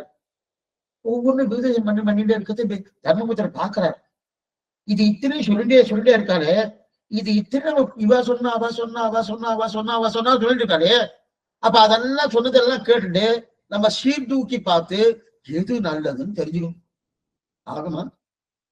ஆகுமானா இது நம்மால ஆகாது. நமக்கு தாத்பரியம் எதுன்னு பீஷ்மர் சொல்லவே இல்லையே. யாருக்கு? தர்மபுத்திரருக்கு சந்தேகம், நமக்கு தாத்பரியம் எது, அந்த தாத்பரியம் எதுன்னு பீஷ்மர் சொல்லவே இல்லையே அப்படின்னு சொல்லிங்க. இப்ப என்ன பண்ணா சந்தேகம் வந்துட்டு தர்மபுத்திரருக்கு, நம்ம கேட்டது சரியா கேட்கல, ஒழுங்கா கேட்டுக்கணும். ஆனா இப்ப நேர கேட்கறான், என்னங்க நேர கேட்டுதான் சொல்லியிருப்பா, அதை விடுத்து தர்மத்தை சொல்லுதானே கேட்டேன், எல்லா தர்மத்தையும் சொல்லிட்டார். தர்மத்தை சொல்லு எல்லா தர்மம் கேட்டாரு. அதன் பிறகு முழுஷன்தான் தர்மபுத்திரன். முழுஷன் இப்ப என்ன சொன்னா, எல்லா தர்மத்தையும் கேட்டது தப்பா போயிட்டு எது சாரமான தர்மம், சாஸ்திர தாத்பரியம் பார்த்தோம்னு அதே போல எது சாரமான தர்மம் அப்படின்னு தெரிஞ்சுன்றதுக்காக என்ன பண்ணா, கோதர்ம சர்வ தர்மானாம் பவத பரமோ மதகா கிஞ்சபன் முச்சதே பந்துகு ஜன்மசம். எல்லாம் உங்களுக்கு தெரிய விஷயம். கிஞ்சபன் முச்சதே பந்துகு ஜன்ம சம்சார பந்தனார். தேவரீர் உபதேசித்த அனைத்து தர்மங்களும் தேவரீருடைய அபிப்பிராயத்தின்படி உயர்ந்த தர்மம் எது, அப்படின்னு இப்ப கேட்கிறான். இதுக்கு முன்னாடி தர்மத்தை சொல்லு கேட்டான். இருக்கிற தர்மம் மனு தர்மம் எப்படி சொல்றது, அதே போல அந்த கௌதமர விஷயம் போதாயன் எப்படி சொல்லிட்டு எல்லா தர்மத்தையும் சொல்லிட்டு இருக்கான். நீ சூழ்நிலைக்கு பார்த்து எது சிறந்த தர்மம் எடுத்துக்கோன்னு சொல்லிட்டு இருக்கச்சே, இப்பதான் தர்மபுத்திரனுக்கு அந்த நிலையே வந்துட்டு, நாம தான் தப்பு பண்ணிட்டோம், சிறந்த தர்மம் இதுன்னு கேட்கிறான். கேட்ட உடனே இப்ப பீஷ்மர் சொல்றார், யுதிஷ்டிரா இந்த கேள்வியை நீ முதலே கேட்டுக்கலாம். நான் எதுக்காக போதாயனர் சொன்னார், அதே போல கௌதமர் சொன்னார், மனு சொன்னார், இதெல்லாம் சொல்லியிருக்கான, இதுல மொழியை கேட்டிருந்தா நான் நல்லா சொல்லியிருப்பேனே. நீ என்ன கேட்கணும்னு தெரிஞ்சுட்டேன்னா அப்ப சிறந்ததுன்னு கேட்கிறியனோ, இத சொல்லியிருப்பேனே. அதுல இருந்து நீ அறிந்த தர்மத்துக்குள் சிறந்த தர்மம் எது அப்படின்னு சொல்லு அப்படின்னா, நான் அறிந்ததெல்லாம் சொல்லி கொண்டிருக்கேன்னா அப்ப பீஷ்மர் சொல்றாரு, எதை தத்துவன் என்றேரோ அதை உபாயம் என்கிறோரோ அதுதான் நமக்கு புருஷார்த்தம். இப்ப பதில் சொல்ற, ஏஷமே சர்வதர்மானாம் தர்மோ திகதமோ ததகா. ஏஷமே சர்வதர்மானாம் தர்மோ திகதமோ ததகா அப்படின்னா நான் அறிந்த தர்மங்களே இதுதான் சிறந்த தர்மம் அப்படின்னு சகஸ்ரநாமத்தை சொல்றாருனோ, இதுதான் சிறந்தனா. அப்ப பீஷ்மர் தான் எதை ருஷியோடு ஏற்றுக்கொண்டாரோ அதை சொன்னார். அப்படின்னா என்ன அர்த்தம்? எது சிறந்த தர்மம்? நாம சங்கீர்த்தனம் தான் சிறந்த தர்மம்னு சொல்லிட்டார். நாம சங்க சிறந்த தர்மம் சொன்னார். இப்ப இதை நம்ம கொஞ்சம் ஜாகிரதையா மனசுல வாங்கிக்கணும். ஏன்னா இந்த இடத்துல ஆச்சாரியன் நம்மாழ்வார் ருச்சி பரிகிரீதம் ததிய சேஷத்துவ காட்டை, ததிய சேஷத்துவம் தான் நம்மாழ்வார்க்கு பிடித்தம், அதனாலதான் மதுரகவி ஆழ்வார் ததிய சேஷத்துக்கு வந்தார் நம்ம பார்த்தோம். அதே போல இங்க என்ன சொல்லிருக்கணும்? ஆச்சாரியன் என்ன ஆச்சாரியன் பிடித்தம் என்ன சொன்னே? இவர் சொல்றது என்ன? நாம சங்கீர்த்தம் பிரதம சொல்றாரு. அப்படின்னா இந்த திருஷ்டாந்தத்தை வச்சுக்கொண்டு பீஷ்மர் ததிய சேஷத்தை சொன்னார்னு அப்படின்னு நம்ம நினைக்கப்படாது. அத சொல்ல வரல இங்க. நமக்கு அந்த சந்தேகம் வரும். பீஷ்மர் அப்பனா அடியாருக்கு அடியனாக இரு தர்மபுத்திரா அப்படின்னு சொல்லியிருக்காரு, சொல்லலையே. நாம சங்கீர்த்தனம் பண்ணுதுன்னு சொல்லியிருக்காரு. அப்ப இது நம்ம எப்படி இருக்கலாம்? ததீஜ சேஷத்துவம் பீஷ்மர் சொன்னார்ன்றதுக்கு இது எடுத்துக்காட்டல்ல. ஆச்சாரியன் ருச்சியோடு எதை ஏற்றுக்கொள்கிறானோ அது நமக்கு ஏற்புடையது, அவ்வளவே. புரியுதா? இங்க பீஷ்மர் என்ன? பீஷ்மர் தன்னுடைய அபிப்பிராயம் என்ன சொன்னாரு? ஏஷமே சர்வபூதான் சர்வ தர்மானம் தர்மோ ஜிகதமோ ததகா. அப்ப நாம சங்கீர்த்தனம் தான் பிரதானம் என்னுடைய அபிப்பிராயம் அப்படின்னு சொன்னாரு. அப்ப ஆச்சாரிய அபிப்பிராயம் எது? பீஷ்மருக்கு நாம சங்கீர்த்தனம். அப்ப ஆச்சார அபிப்பிராயத்தை தர்மபுத்தர் ஏற்றுண்டார் அப்படின்னு தான், அதற்காக தான் இந்த திருஷ்டாந்தம். அதே போல நம்மாழ்வார் ஆச்சாரியன், அவருடைய அபிப்பிராயம் எது? ததிய சேஷத்துவம். இல்லையே சுவாமி, நிறைய அது நம்ம முடிச்சுட்டு நிறைய பாடி இருந்தாலும் அவருக்கு உட்கருத்து வந்து சதிய சேஷத்துவம். அதனாலதான் கொடுமா அப்படின்னா ஏன் இந்த சப்தம் வைக்கிறதுக்கு வேற எதுவுமே வைக்கல. அதனால அவருக்கு உட்கருத்து இதுவாக என்னபடியாலே அதை சொன்னார். அப்ப இந்த நிலை எது? இந்த தர்மபுத்திரங்க கொண்டு வந்தது நாம சங்கீர்த்தனம் பண்றதுக்காக கொண்டு வரல. ஆச்சாரியன் பீஷ்மர், சிஷ்ய தர்மபுத்திரர். ஆச்சாரன் என்ன சொல்றாரோ அவருடைய கொள்கை எதுவோ அவருடைய அபிப்பிராயம் எதுவோ அந்த அபிப்பிராயத்தை அப்படியே சிஷ்யன் எடுத்துக்கிறார். சிஷ்யன் இடத்துல தர்மபுத்திரர் அவருடைய அபிப்பிராயம் எது? நாம சங்கீர்த்தனம் தான் சிறந்த தர்மம்னு சொன்னார். ஆனா அவருடைய அபிப்பிராயத்தை எடுத்துட்டாரு அந்த திருஷ்டாந்தத்தை எடுக்கணும். திருஷ்டாந்தம்னு சொன்னாலே அதை வந்து எந்த அளவுக்கு எடுத்துக்கணும் அந்த எடுக்கணும். எல்லாத்தையும் கொண்டு சேர்க்கப்படாது. அதைத்தான் இங்க தெரிகிறார். ஆச்சரியமான இது மேல ஆச்சரியமா தெரிவிக்கிறார். கண்ணன் செலுத்தாம ஒரு அனுபவம், கண்ணிக அனுபவம். ஏன்னா ஆழ்வார் விஷயம், பகவான் விஷயம் வந்தா கூட அப்படியே கொஞ்சம் நமக்கு கொஞ்சம் அடுத்தது போலாமே சுவாமி அப்படின்னு தோணும். இதுக்குள்ள ஆயிடுத்தா அப்படின்னு தோணும். ஏன்னா ஆழ்வார் சுவாமி இது மாதிரி சொல்லலாமான்னா இதைத்தான் பகவான் எதிர்பார்க்கிற, இதைத்தான் அவர் எதிர்பார்க்கு. என்ன ஒண்ணும் பண்ண வேண்டாம், ஆழ்வார் தான் என்ன. ஏன்னா அவரே அங்கதான் இருக்காரு. ஆழ்வார் என்னோட கலந்தான் என்கிட்ட எல்லாம் இருக்குன்னு சொல்லிக்கிறார். அந்தாம தந்தை பதிகத்துல ஆழ்வார் என்னோட கலந்தபடியா தான் திருவாடி என்ன, திருசங்கி என்ன, யஜ்யோபவிதம் என்ன எல்லாமே நல்லா இருக்கு சுவாமி. இதுக்கு முன்னாடி இருக்கா சுவாமி தெரியலையே அப்படின்னு இருக்காரு. ஆழ்வார் கலந்துக்க நல்லா பிரகாசிக்கிறது சுவாமி. அத்தனை தூரம் பிரேமம், காதல், அத்தனை காதல் இல்லையா? அதனால ஆழ்வார் விஷயம்னாலே அது ஒரு தனி தட்டு. அதே போல திருவாய்மொழி ஒரு அது தனி அனுபவம் தான். ஆழ்வார் அனுபவம் மாதிரி மேற்கொண்டு பார்ப்போம். நாளைய தினம் கார்த்தால உண்டு. ஆனா இன்னும் உங்களுக்கு மெசேஜ் வரல, அநேகமா வந்துடும் நினைக்கிறேன். கார்த்தால ராமானுஜ விட்டுதான் உண்டு. அது 10 மணிக்கு, சாயங்காலம் 5 மணிக்கு எதா பிரகாரம் இந்த கண்ணன் சேர்த்தா உண்டு. அவசியம் வந்து கேட்கின்ற பிரார்த்திக்கணும். இப்பதான் சந்தேகம் இருந்தா கேட்கலாம். ஆழ்வாரும் பெருமானார்ஜிய திருடீசனும் ஆச்சாரியனும் திருடீசனும் பாகவதாக திருவடிகளே சரணம்.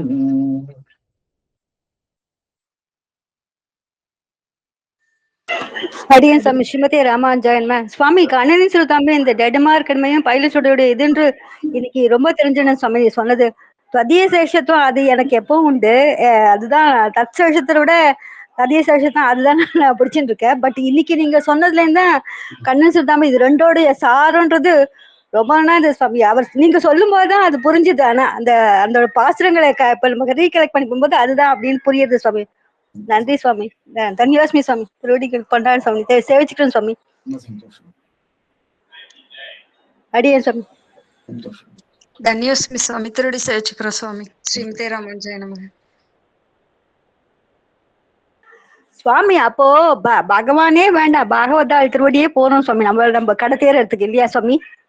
அந்த நிலைக்கு வரணும். வந்தாச்சு சுவாமி.